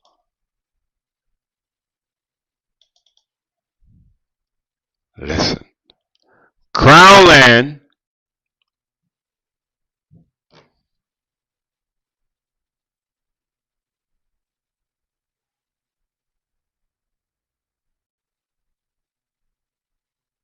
Crown land, also known as a royal domain, is a territorial area belonging to the monarch who personifies the crown. How do you personify the crown? How? It is the equivalent of a entail estate. You hear that? And passes with the monarchy being inseparable from it. Okay? So this is called a corporation sole in modern day.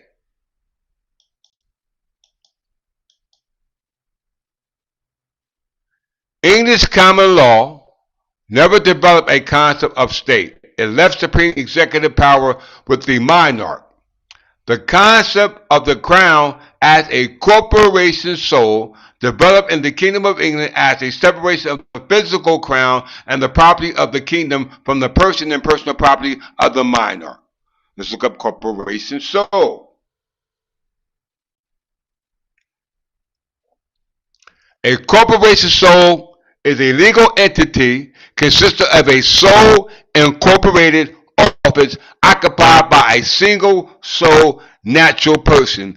This structure allows corporations, often religious corporations or commonwealth governments, to pass without interruption from one office holder to the next, given position legal continuity, with subsequent office holders having identical powers possessing to their what?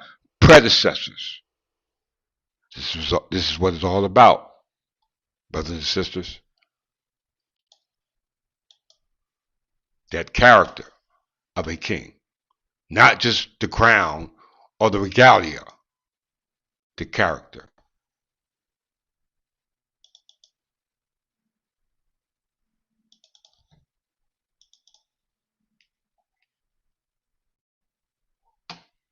All right, let's go ahead. Ooh.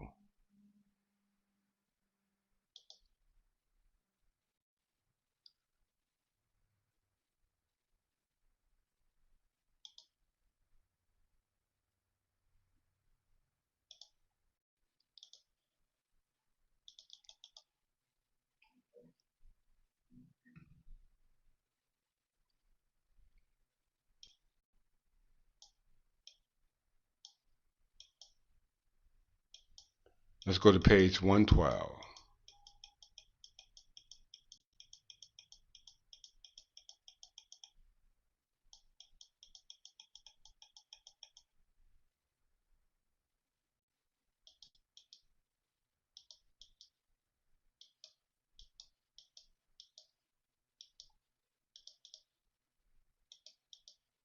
I got so much information on this lesson, it's ridiculous.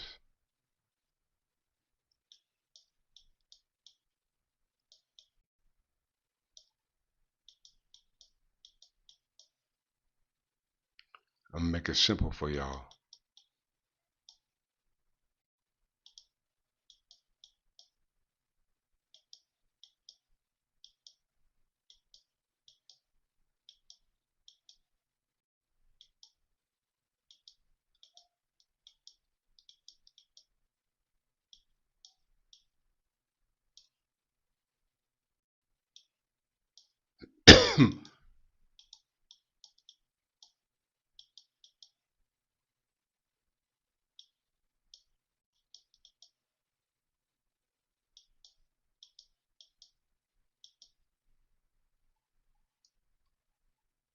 Okay, let's start here.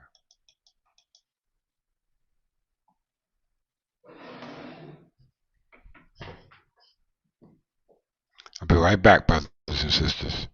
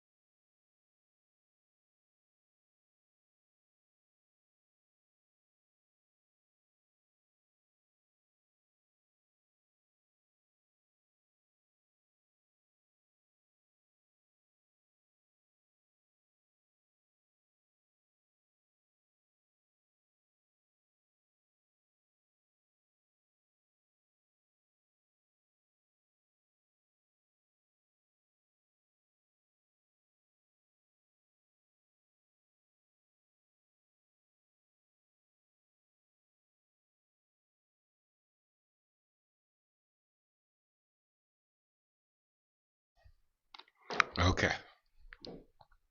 Leviticus 25:10 is the central biblical verse describing the year of Jubilee and ancient economic and social reset. Consecrate the 50th year and proclaim liberty throughout the land to all of its inhabitants, and it shall be a jubilee for you. Each of you is to return to your family, property, and to your own clan. Your own clan, parts of key context of the verse. The Jubilee occurs every 50 years, following a 7 cycle of 7 years. This was designed to keep, it was time to, it was designated, this was a designated time to give the land rest and forgive debts. To return the property, any ancestral land sold or lost due to poverty over the previous half century was returned to its original family or owner. Liberty for slaves. It mandated the release of all indentured servants and debt slaves, granting them the freedom to return to their own households. Did you hear?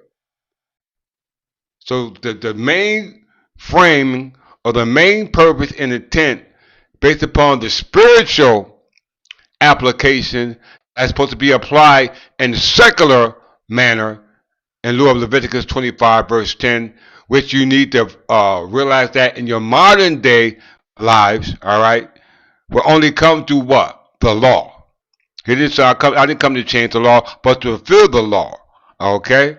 So the Jubilee occurring every 50 years. If you look at May 1776 to May 17, 2026, it will be 5 cycles of 50 years. 5 times 5 is 25. Okay? Very important. If you go back to enslavement, all right, we see Leviticus 25 and 10 on the Liberty Bell. Okay? On the Liberty Bell, all right? Everybody used that freedom for different reasons and different purposes, but not by the original intent of why it was actually created. Okay, very, very important to understand that. Okay, our ancestors understood that, going all the way back to Alfred the Great. Let's prove it. The return of the property, any ancestral land sold or lost due to poverty over the previous half a century, was returned to original family owners. Liberty for the slave, and mandated the release of all indentured servants or debt slaves, granted them the freedom to return to their households. Okay? This version is a famous for its portions in the King James. We know who King James was, right? I know who King James was. King James was the sixth king of Scotland before he married Margaret of Tudor to become the king of England. The only reason why he did that is because of Henry VII conquest by marriage of who? Elizabeth of York. As a result of the conflict arose with us as family do what we call the War of the Roses. Okay? So this verse is famous for its portion in the King James Version, proclaiming liberty throughout the land to all the inhabitants thereof, which is famously inscribed on the historical Liberty Bell in Philadelphia. Okay, that's 10 minutes across from me. You cross the bridge, I'll be in Philadelphia.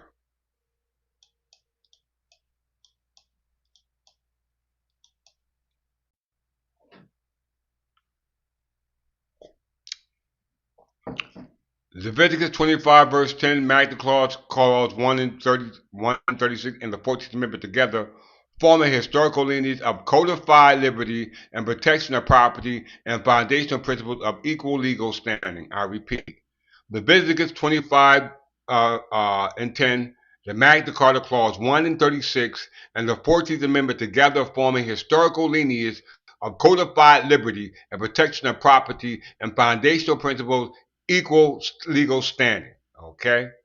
Very important. Let's see how.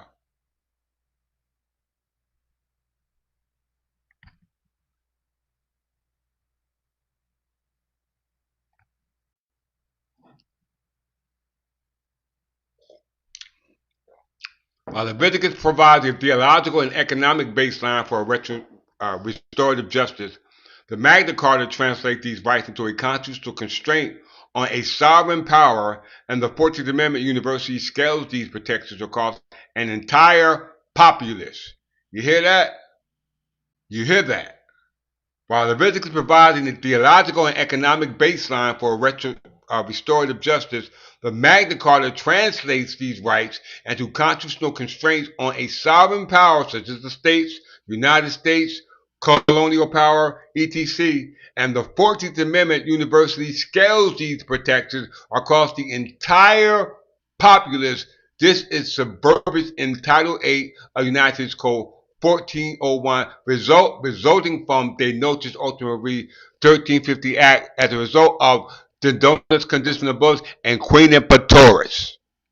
All right, very important to understand the purpose.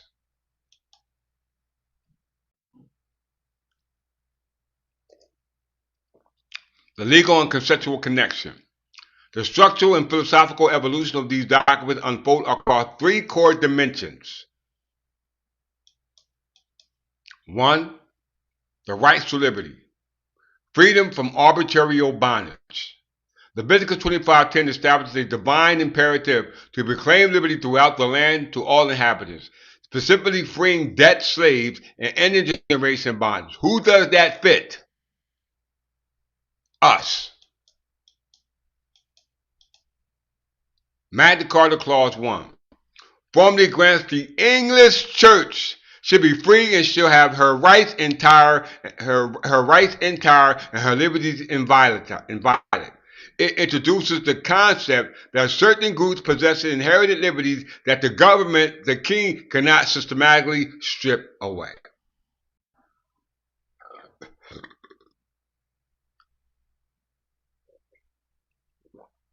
The 14th Amendment due process citizenship. Due process and citizenship completely universalizes this concept. By granting citizenship to all persons born or naturalized in the United States, it permanently institutionalized the abolishment of slavery. It explicitly states that no state should deprive any person of life, liberty, or property without due process of law. That's Article 1 in the sections of New Jersey's Constitution. All right? That is on the state level. On the federal level, it's the 14th Amendment, which is the capacity, the limited capacity of what any officer on the federal level can do in regards to the interests relative to due process of law, life, liberty on the land, which is considered property. Okay? And if you look at that, it has to go back to the purpose of Leviticus 25:10. Okay? Very important. 2. Restoration and protection of property.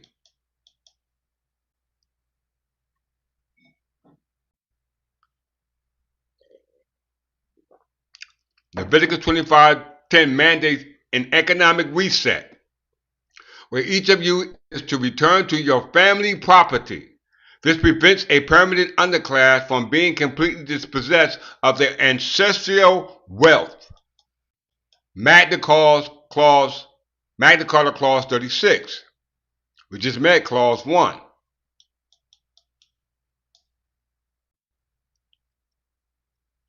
English Church. That's the body of politics, corporate body, person, etc., as we see in 16:1-28.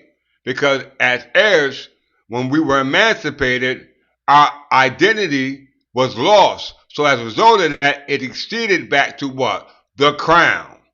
It was a result of what being crown land. The only person that can bring that inheritance back to you is the personification of the crown to a natural person known as what? A corporation. So that is the capacity. 61-28 right, state under charge of Great Britain, state from repeal, and act to incorporate a trustee of religious society for property held in corporation and place thereof. United States, the states, the agencies, departments, their officers, those who incorporate in the state are agencies, corporations, and place thereof. All right. 3. The shift toward universality.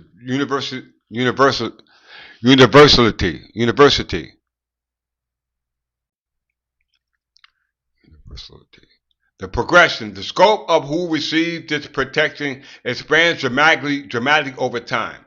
Leviticus applied its social safety net specifically to the ancient Israelite community. Okay? Magna Clause, Clause 1 originally secured liberties, primarily for the church barons and freedmen, leaving a vast majority of unfree peasants unprotected.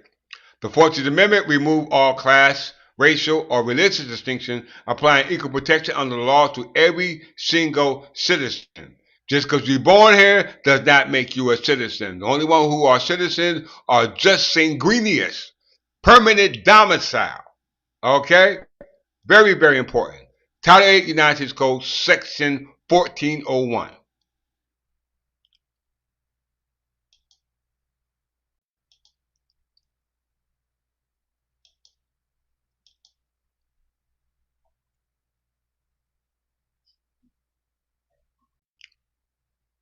Document and clause, core legal mechanism, who benefits, modern institutional legacy.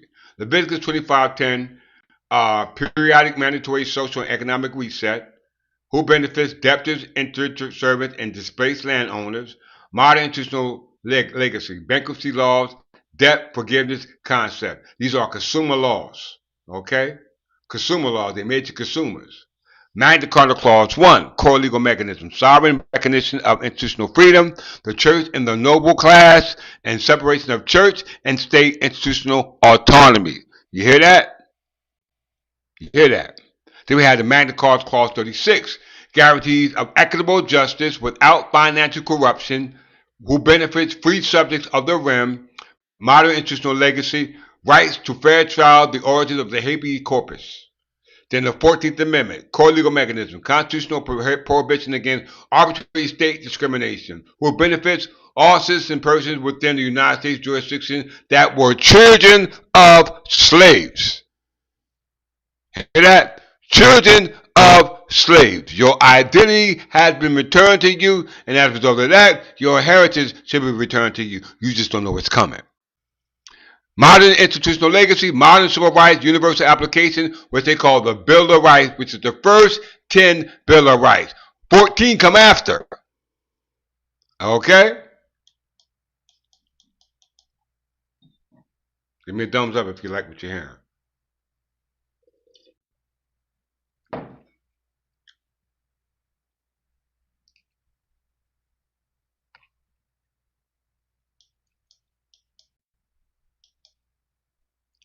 The Statute de Notice Ultimarie 1350 Act passed by Edward III, which means the statute of children born abroad, which means outside of the territory of the colonies or its territories.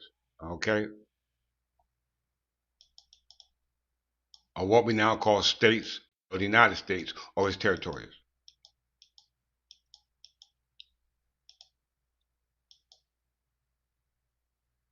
The Statute de Notice Ultimarie 1350 Act, Status of the Children Born Abroad Act, bridges the gap between this historical document by introducing the legal mechanism of the inherited status of extraterritorial birthright. If Leviticus provides the moral baseline for restorative liberty, and the Magna Carta restricts a sovereign right to arbitrarily seize land and freedom, the Notice Ultimarie defines who belongs to the protected community when born outside of the physical realm. This exact dynamic ultimately shaped the text of the 14th Amendment. Ooh, that's sweet. That is so sweet if you understand what it's saying. If the promise that they call the Jubilee, all right, provides the moral basis for the restorative liberties that was encoded in King Alfred's Dooms book. Okay, he recorded it in the Dooms book and made it law. If Leviticus provides the moral baseline for restorative liberty, and the Magna Carta restricts a sovereign right to arbitrarily seize land and freedoms, the Notice Ultimarie, which means children born abroad, not within the territories or not within the king's land, all right, because you wouldn't have to worry about you being considered to be a foreigner if you're born abroad. It defines who actually belongs to that protected community when born outside the physical realm. This exact dynamic ultimately shaped the purpose for why they created what? The 14th Amendment. That is music to my ears.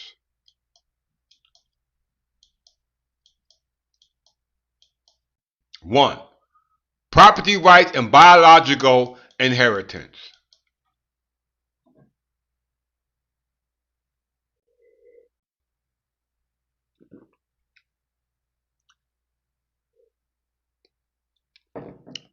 I give private lessons. Leave a text in the comment box. I do private lessons. Property rights and biological inheritance. Leviticus 25:10 anchors economic survival to ancestral land. Other than that, displaced people must return to your family property. What do you think the federal government is doing right now?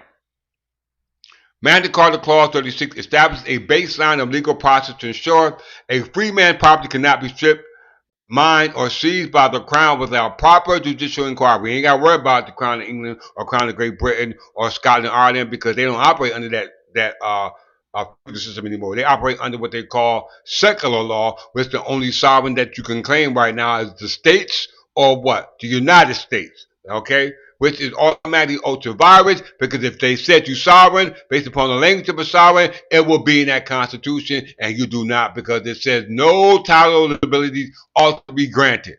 Didn't it say that?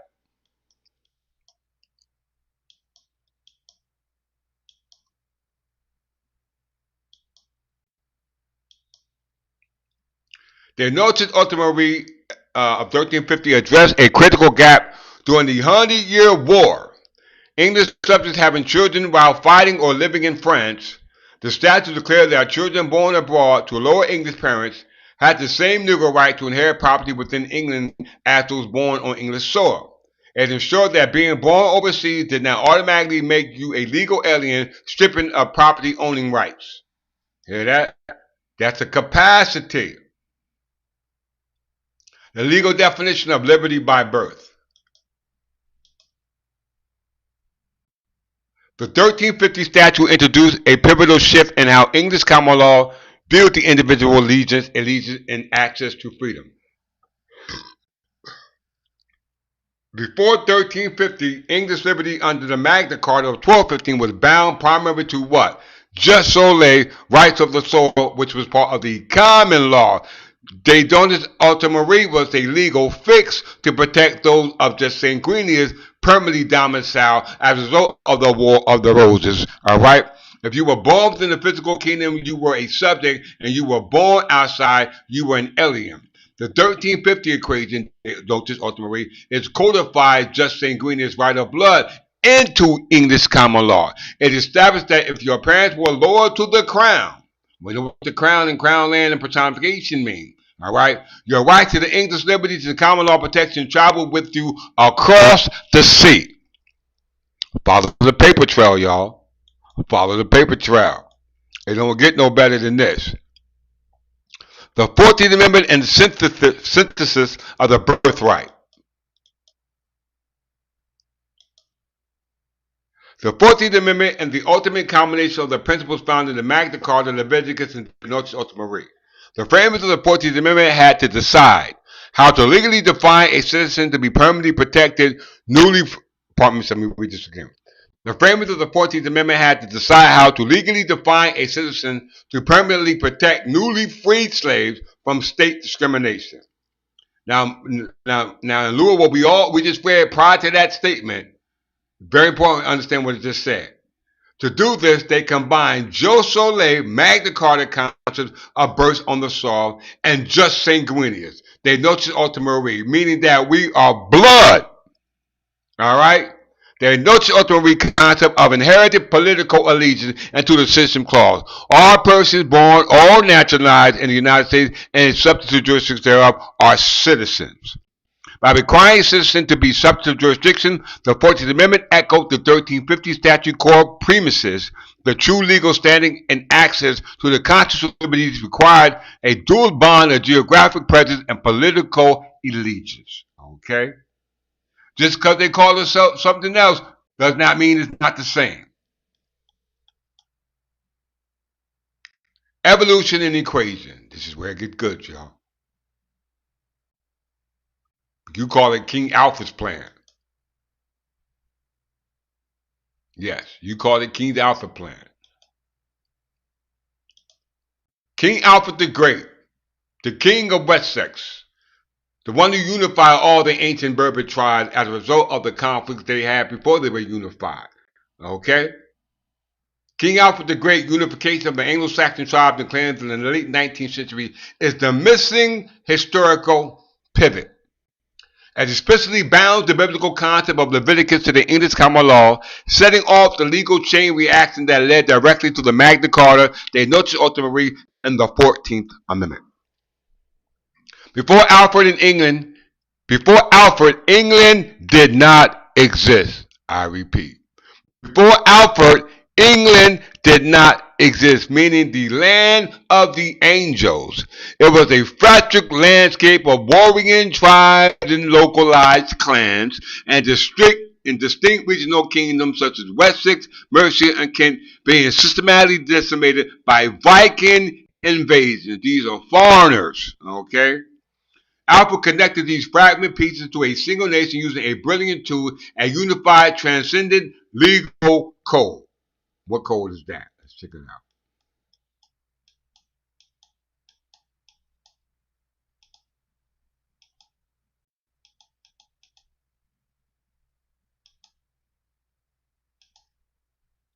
The missing pivot, the Doom Book, Doombok. Around 893, Alfred compiled the Doom Book, write that down, because it actually exists.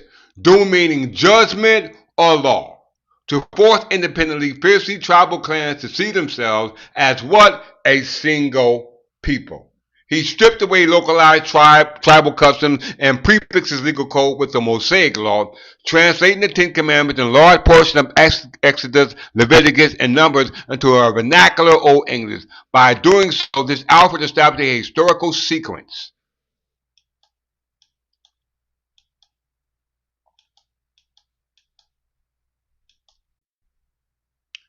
Leviticus and Mosaic Law, Restorative Justice, Equal Protection, and Family Land Rights. Alfred Doombook, 893 AD, Annus Dominius, in the year of our Lord, unified fractal clans under one divine standardized law. Magna Carta, 1215, limits the crown from violating that standardized law. The Notice Ultima Re, 1350, decides who inherits these unified legal birthrights abroad. 14th Amendment universalizes this birthright and law for every citizen. How Alfred connects this legal chain, and I'm going to add that in title. Chain of title. Chain of title. Title to the land, the inheritance. You can't do that if you forgot who you were as an English person.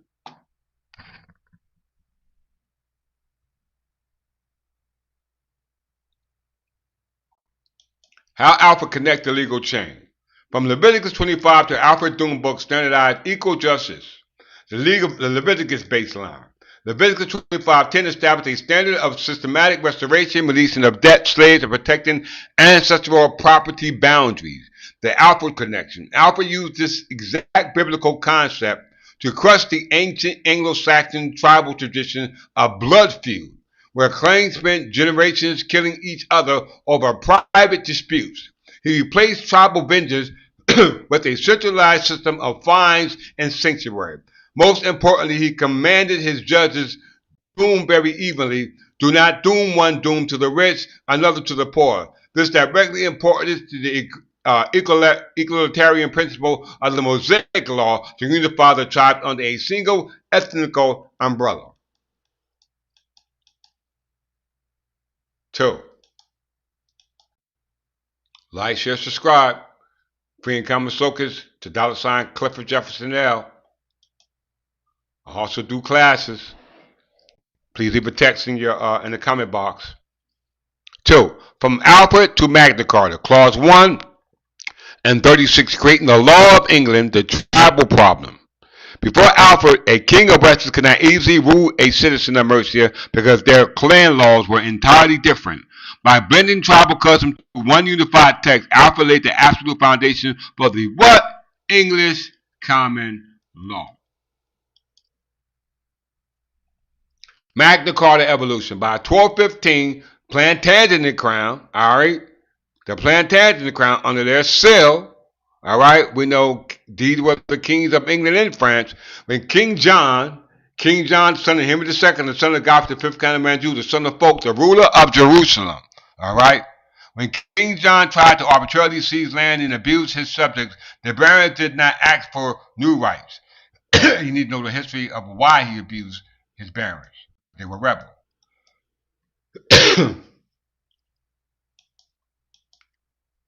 Hold that thought.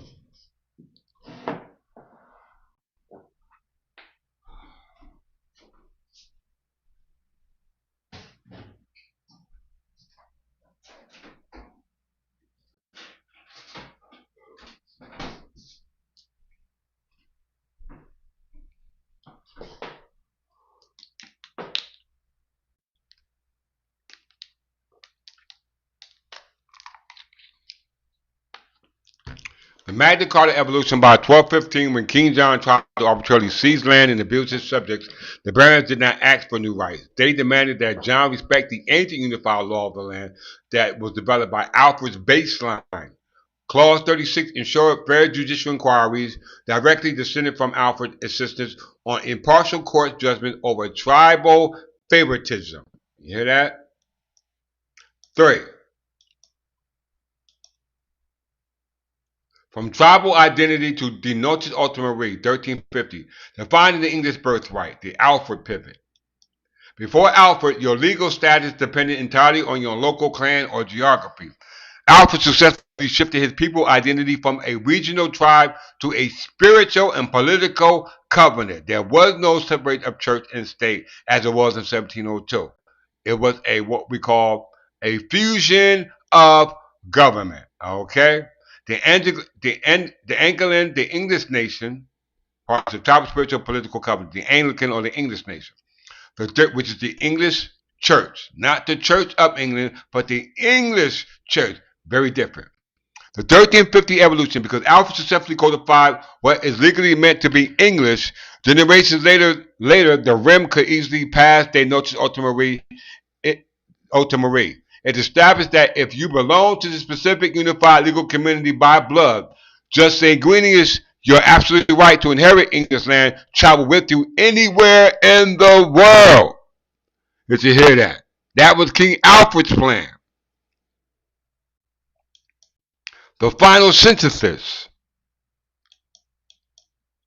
It was his plan all along. The 14th Amendment. When the authors of the 14th Amendment penned the Equal Protection and Due Process Clause, they were finishing the job Alfred the Great started a millennium prior. Alfred took fractured warrior tribes and forced them to accept a single impartial law that treated the rich and poor identically. The 14th Amendment took a nation fractured by civil war and tribal racial caste system and applied that exact same mandate universally. One single law applied evenly to all inhabitants, guaranteeing that life, liberty, and property can never be stripped away arbitrarily.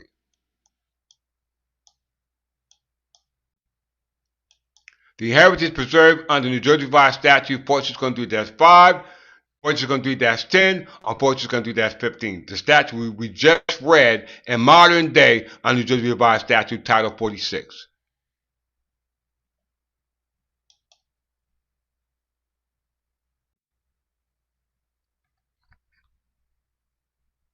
I'm not only giving you the law, I'm giving you the history. Okay? Both. The best of both worlds.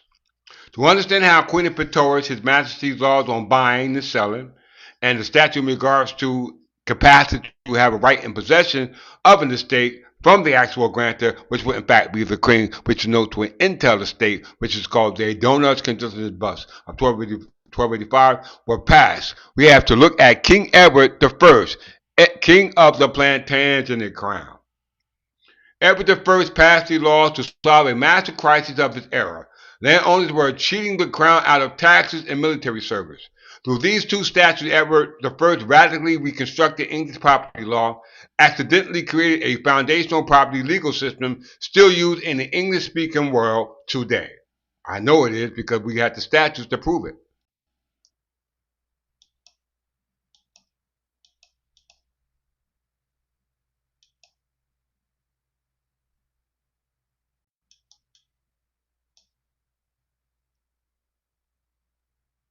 The Statute of Entail, the Donuts Conditional Bus of 1285.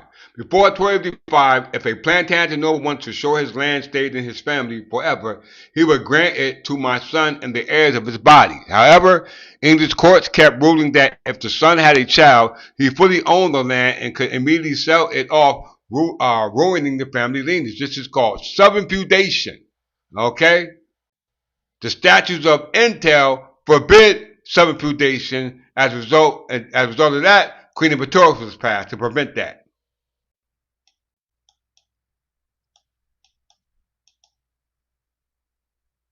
How Edward I passed it. Edward I passed this law as Part 1 of the Statute of Westminster II in 1285. He did this to appease his powerful barons. The mechanism. The law created the fee-tail, you hear that? Intel illegally locked land into a specific family bloodline. The result, the current holder of the land could use it, but they could not sell it or give it away. If you did, that is called common recovery, a violation of Article New Jersey Revised Statute 46:3-10, right there preserved in the statute. If the family line die out, the land automatically bounces back to the original lord or the king. This is called escheatment. You can see State versus Standard Oil Company, as well as State Boat's oldest elevator company. Okay, Supreme Court of New Jersey tells you that if the land is extinct when it's colonial, the king is last heir when there is no kin. All right. As the family line died out, the land automatically bounced back to the original lord or the king. This kept massive aristocratic estate intact for generations. This is why it's called the Statutes of Mortmain, a dead pledge.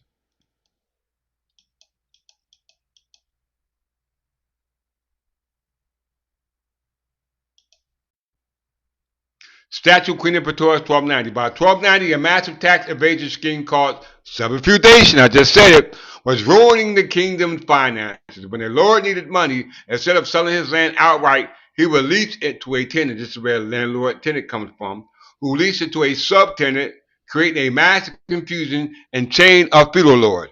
When someone in the middle died, the king or the top lord couldn't figure out who owed them feudal taxes, military services, or land forfeiture. However, the first passed it. Edward I gathered his council and parliament and the summer of 1290 and explicitly banned subfeudation. The mechanism Queen and Pretorius, you see right there in the revised statute of New Jersey 46:3-5, Latin for because of buyer, stated that if you bought land from a lord, you did not become the lord vassal. You held it as the same manner as the one previously had it in lieu of their allegiance to the king. Instead, you stepped directly into the shoes and became a vassal of the king or the top tier lord. Okay? And the highest one is called the paramount lord. That was the king.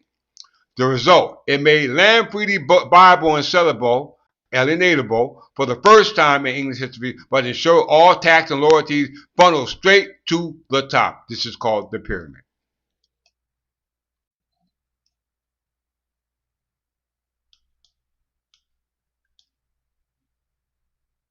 How this connects to your slavery and serfdom argument.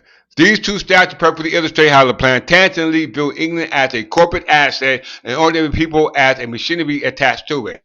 The land owned the people. By locking land into intel, they donors, the plantagenets made sure that the English serfs, remember they had slave, because the word slave is where the word Slav, and the word Slav then became the word serf, which is not what the capacity in which those who were slaves in the time of which they say slavery existed, which was the harsh treatment of slaves. Okay, very important to understand and distinguish the two. The serfs were tied to the dirt, and the dirt was tied to the Lord. So wherever the Lord, if the land was sold, you were sold as well with it. All right, consolidating power. Queen Pretorius systematically destroyed the power of the middle-class landlord and minor baron, concentrating ultimate legal ownership of the English soil directly under the Plantagenet crown. This is why you have the three lions. Okay, the three lions. Edward I didn't pass these laws out of human kindness.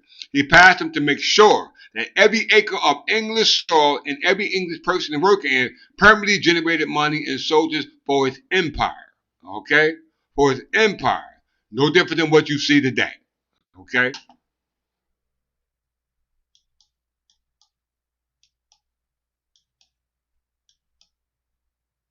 Leviticus 25:10 outlines the biblical concept of the Jubilee.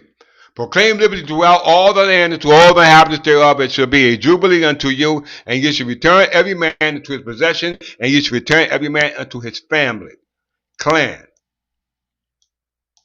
descent, genealogy, ethnicity.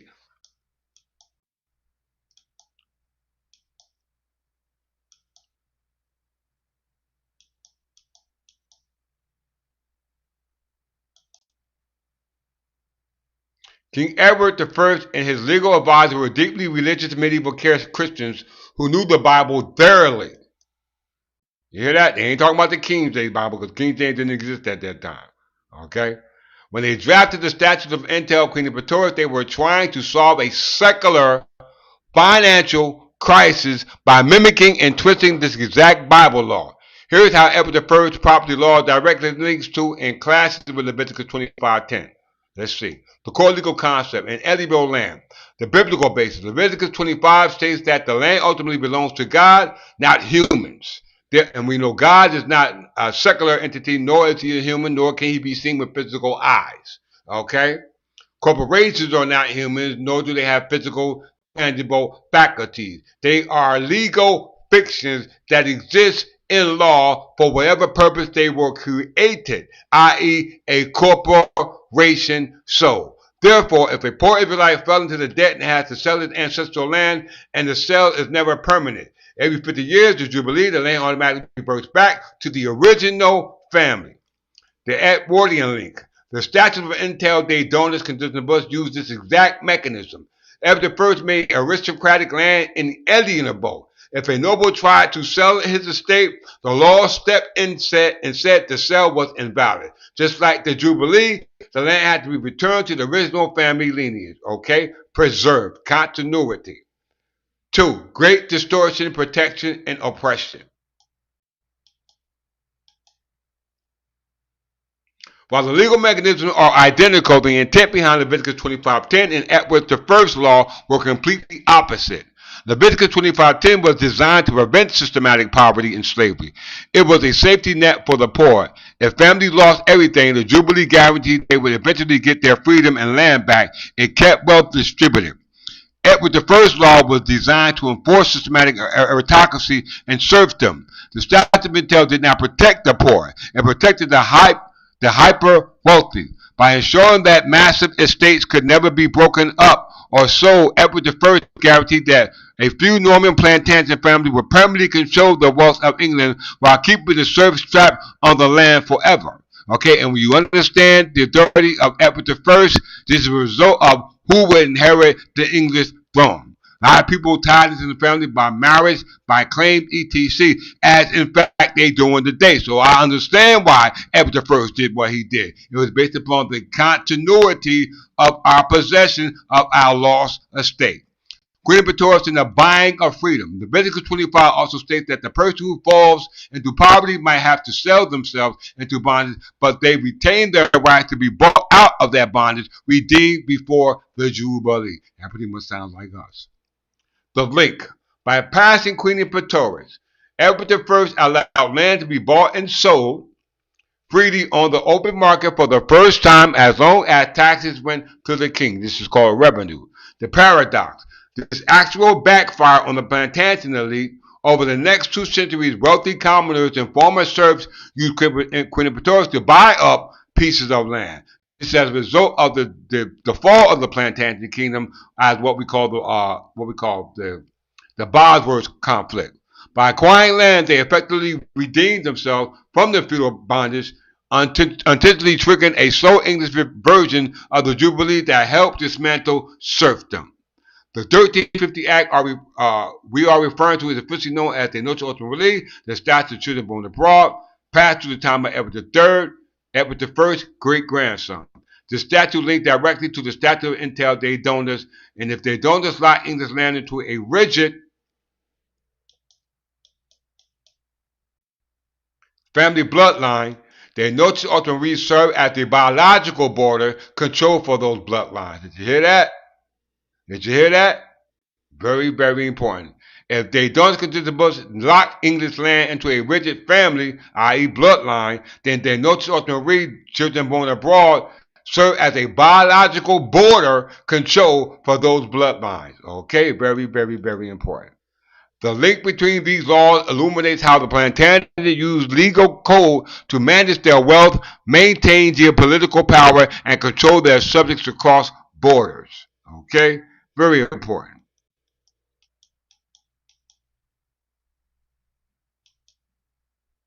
The missing link, solving the born abroad loophole.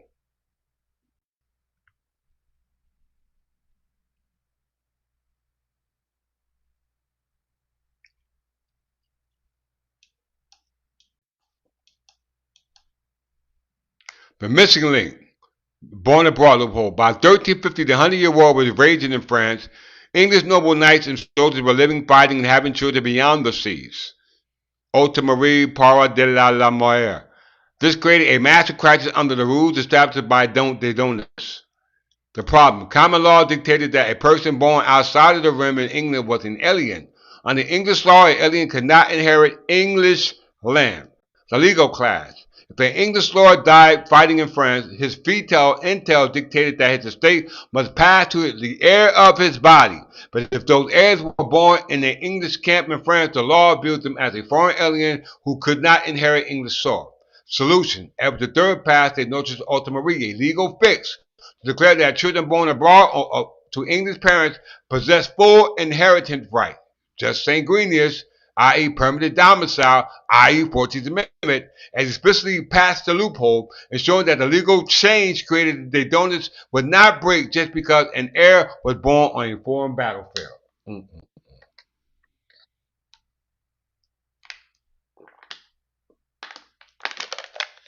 2. Geopolitical tool for corporate crown.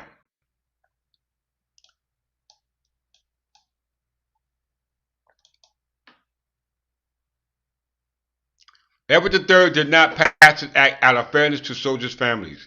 He passed it for the exact same reason his grandfather passed Queen Victoria's: protect the wealth and tax revenue of the crown. We know crown is a corporation soul, which is occupied by a natural person who does not represent in his physical capacity, but in the capacity of the entity.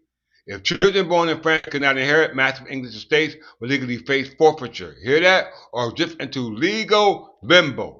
By legally extending Englishness across the English Channel, i.e. North America, the Crown's guaranteed that those foreign-born heirs remain legally bound to England. They inherited the land, but they also inherited the feudal tax, military duties, and absolute loyalty owed to the Plantagenet kings. How this deepens the biblical and slavery connection.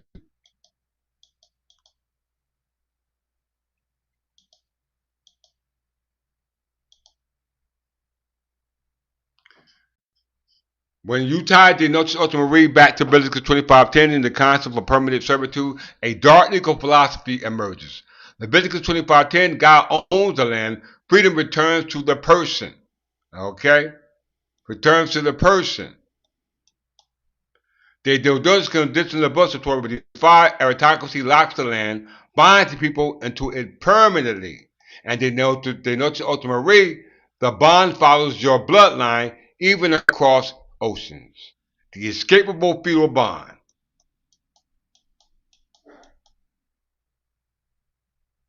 The inescapable feudal bond. Under Leviticus 25:10, a person's home, country, and ancestral land was supposed to be the sanctuary of eventual freedom. The Plantagenets inverted this. By combining the donuts which locked the land with the Notice Ultimarie which locked the bloodline, they ensured that feudal subjection was genetic and geographic. You could not escape your status as an asset of the English crown by moving across the sea. The blueprint for colonial slavery. This exact legal architecture used specific statutes to dictate that a child's legal status and property rights are completely determined by their parents' bloodline, regardless of where they are born. Laid the exact legal groundwork that European empires later used to create hereditary colonial chattel slavery. Y'all better listen. The exact legal link here is the concept of birthright citizenship versus feudal subjectship.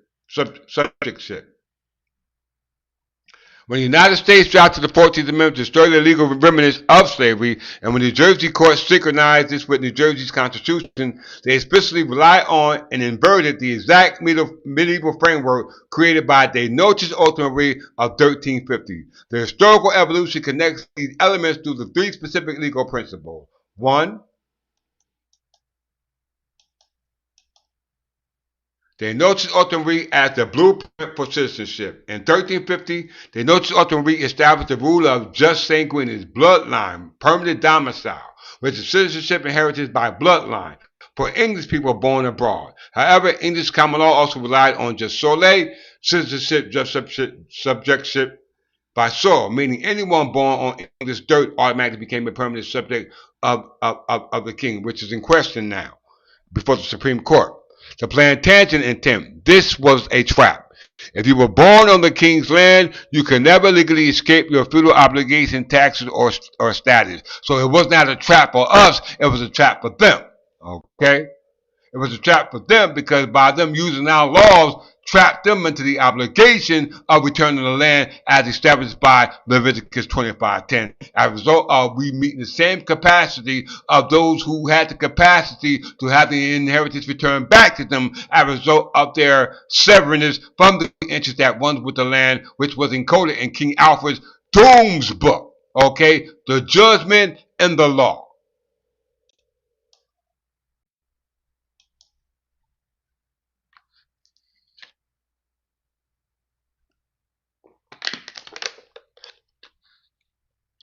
The 14th Amendment inversion. Section 1 of the 14th Amendment flipped this completely.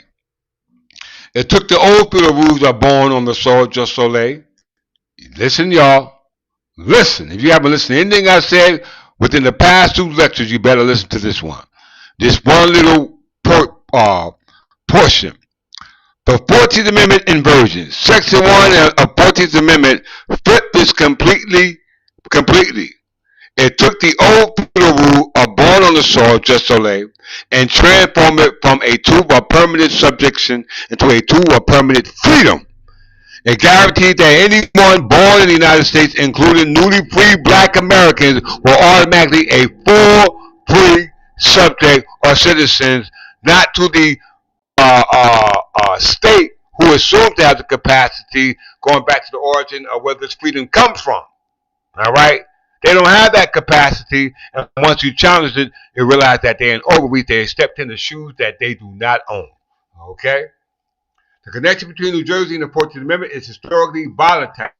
However, in 1866, remember, we were emancipated in 1865, and we were enslaved for 400 years, not based upon change, but because of our identity, because the ones in chains were not us, because we're not Africans, because we were Africans, then that meant that we do not have a permanent domicile in North America, because that is not our permanent allegiance, that is not our permanent land. We would be subject to the other sections of Title 8 of the United States Code because we were born abroad. Now, we were in the English Empire, and our ancestors originated here, and we were in Africa. That would be a different story.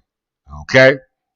So all those who claim to have a history or origin and ancestry going back to Africa, you better make sure that you apply that to some type of secular law in regards to protecting that right to be here in lieu of life, liberty, and protection and due process of law. The connection between New Jersey and the 14th Amendment is historically volatile. In 1866, New Jersey initially voted to ratify the 14th Amendment. Check this out. However, in 1868, as Democrats took over the state legislature, New Jersey formally attempted to withdraw its ratification of the 14th Amendment. You hear that? It didn't. That withdrawal was not checked until Governor Greevey in what 2020, if I'm not mistaken. 2020. I did a class on that. You can go back and look through my Rolodex on YouTube and you see it. But it wasn't until 2002, Governor Greevey was, whatever year he was in, he made explicitly known that New Jersey's withdrawal of the ratification of the 14th Amendment, which was a federal law, all right, their attempt to withdraw it had no validity whatsoever. The state government argued that the federal government was overreaching into state property and civil law. New Jersey politicians essentially tried to maintain a legal loophole where a state could still restrict the right, movement, and property owning capabilities of black citizens, mirroring how Edward I, remember, 14th Amendment flipped it. Let me read that again. The 14th Amendment inversion. Section 1 of the 14th Amendment flipped this completely. It took old feudal rules of born on the soil, just soleil, and transformed it from a tool of permanent subjection into a permanent freedom. Okay? Now let's read this again. However, in 1868, as Democrats took over the state legislature, New Jersey formally attempted to withdraw its ratification of the 14th Amendment. The state government argued that the federal government was overreaching into state property and civil law. New Jersey politicians essentially tried to maintain a legal loophole where states could still restrict the right, movement, and property owning capabilities of black citizens, mirroring how Edward I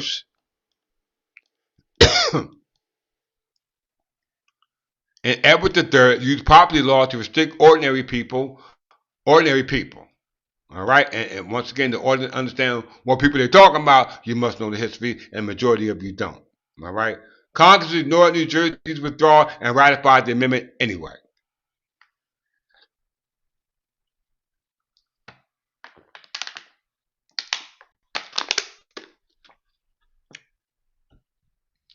What page are we on?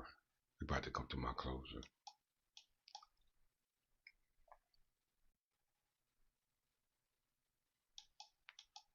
3. New Jersey's Constitution. Mirror. Article 1, Paragraph 1. Because New Jersey had a complete complex relationship with the federal 14th Amendment, the state-owned constitutional framework had to evolve. New Jersey Constitution does not have a literal 14th Amendment, but Article 1, Paragraph 1 serves as the direct legal equivalent. One verse, one section. The text, it declares that all people have natural and inalienable rights, among which are those acquiring, possessing, and protecting property. The court links. The Jersey Supreme Court, most notable case like Greenberg versus Kemmerman, explicitly rules that Article 1, Paragraph 1 provides the exact same equal protection and due process guarantee as the federal 14th Amendment. You hear that?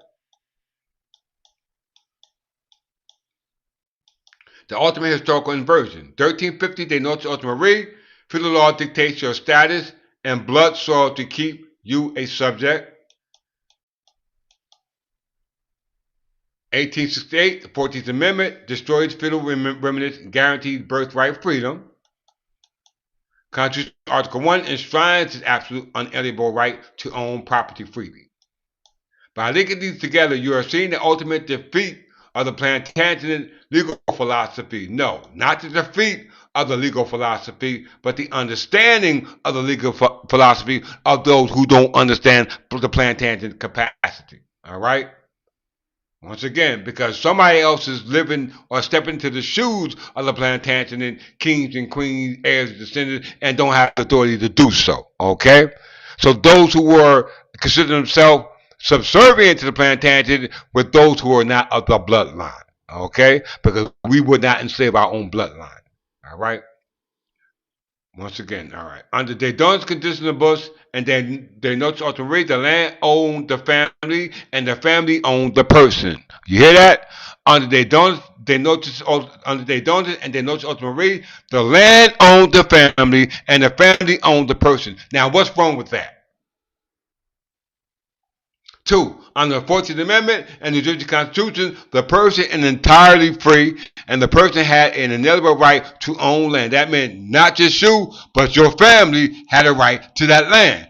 Going all the way back to the intent and interest of these statutes in regards to the capacity of those who had the right to create the statute, going all the way back to Leviticus 25:10, which was rooted in and grounded in King Alfred the Great.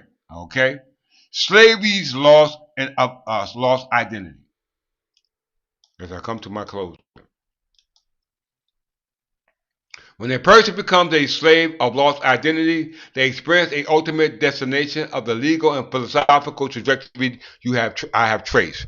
From Edward I locking the dirt, they don't, and Edward III locking the bloodline across oceans, they noche ultima, to the battles over the 14th Amendment, who would be those inheritors of that birthright, and New Jersey Constitution preserving that birthright, the core objective of systematic oppression has always been the same: to strip an individual of their ancestral identity so they can be treated purely as a corporate asset. The legal and psychological mechanism that creates a slave of lost identity connects directly to the history we have just built.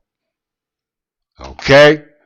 Very, very, very, very important that you watch this lesson. Okay?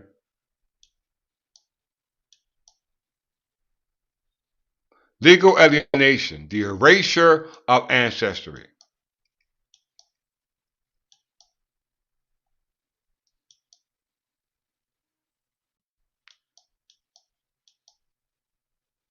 In medieval system, identity was defined by your lineage and your land.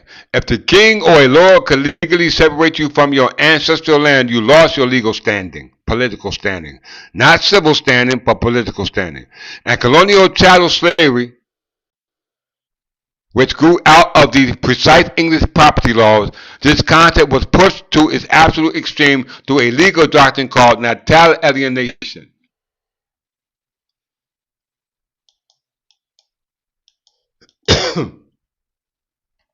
The concept, a slave was legally declared to have no parents, no ancestors, and no descendants.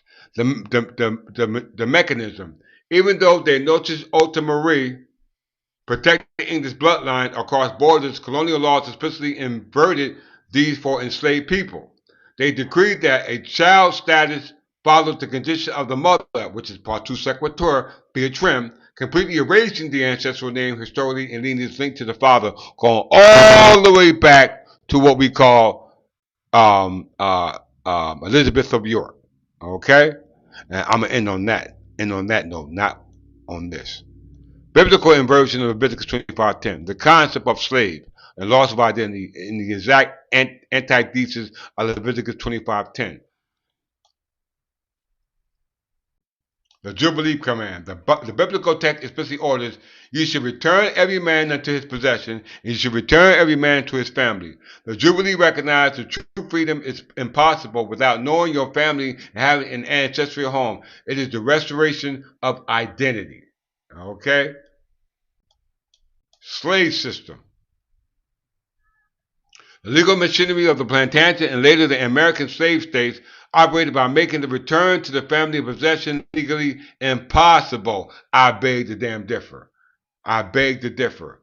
Remember, the slave system, legal machinery of the plantation, and later the American slave system. You notice the American slave system misunderstood or took advantage of the plantation. So you got to be careful how they state stuff. All right, by permanently separating families on the auction block and rewriting names and system manufactured a state of perpetual identity and law. The plantation didn't do that. It was the American system who misused the plantation and laws. Okay, very important. The 14th Amendment and reclamation of self. This is why the 14th Amendment, Article 1 of the New Jersey Constitution, was so revolutionary. They were not just about economic freedom. They were legally toolkits designed to cure this lost identity. Reclaiming the name. When the 14th Amendment granted birthright citizenship, it legally forced the state to recognize enslaved people not as property, but as persons with names, rights, and recognizable places in the human family. Reclaiming the mind. A slave of lost identity is trapped in a system where they are forced to internalize the master's culture, language, and legal definitions, while their own history is criminalized or erased. Reclaiming the identity is the final psychological steps of the Jubilee, moving from being an asset owned by the state to an individual who owns themselves.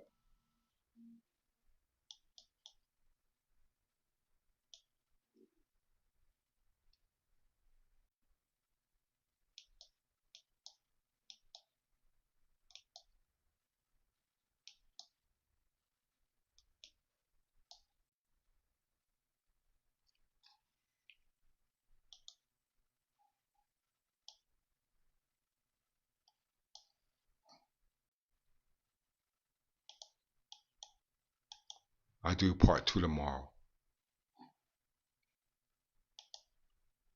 From kings to freedom.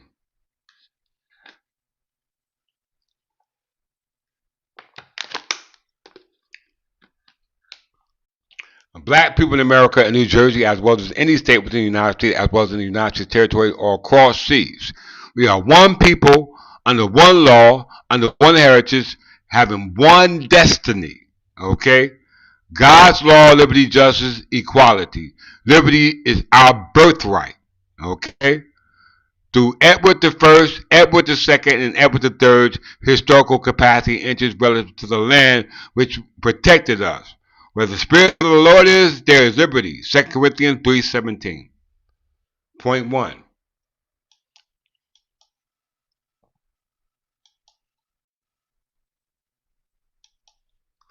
Black people in America, based upon an aberration, not identity.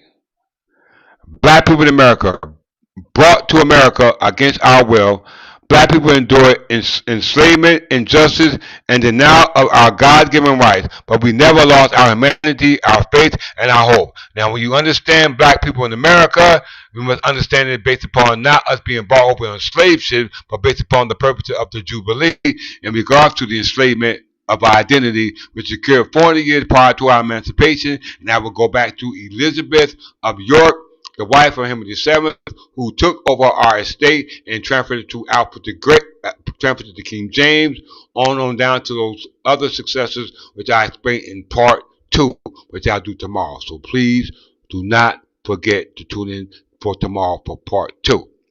All right, so we know we go to Imre Mahasan, dealing with the genealogy test. It says that those Anglo-Saxons were clearly black people, and I'll prove that tomorrow.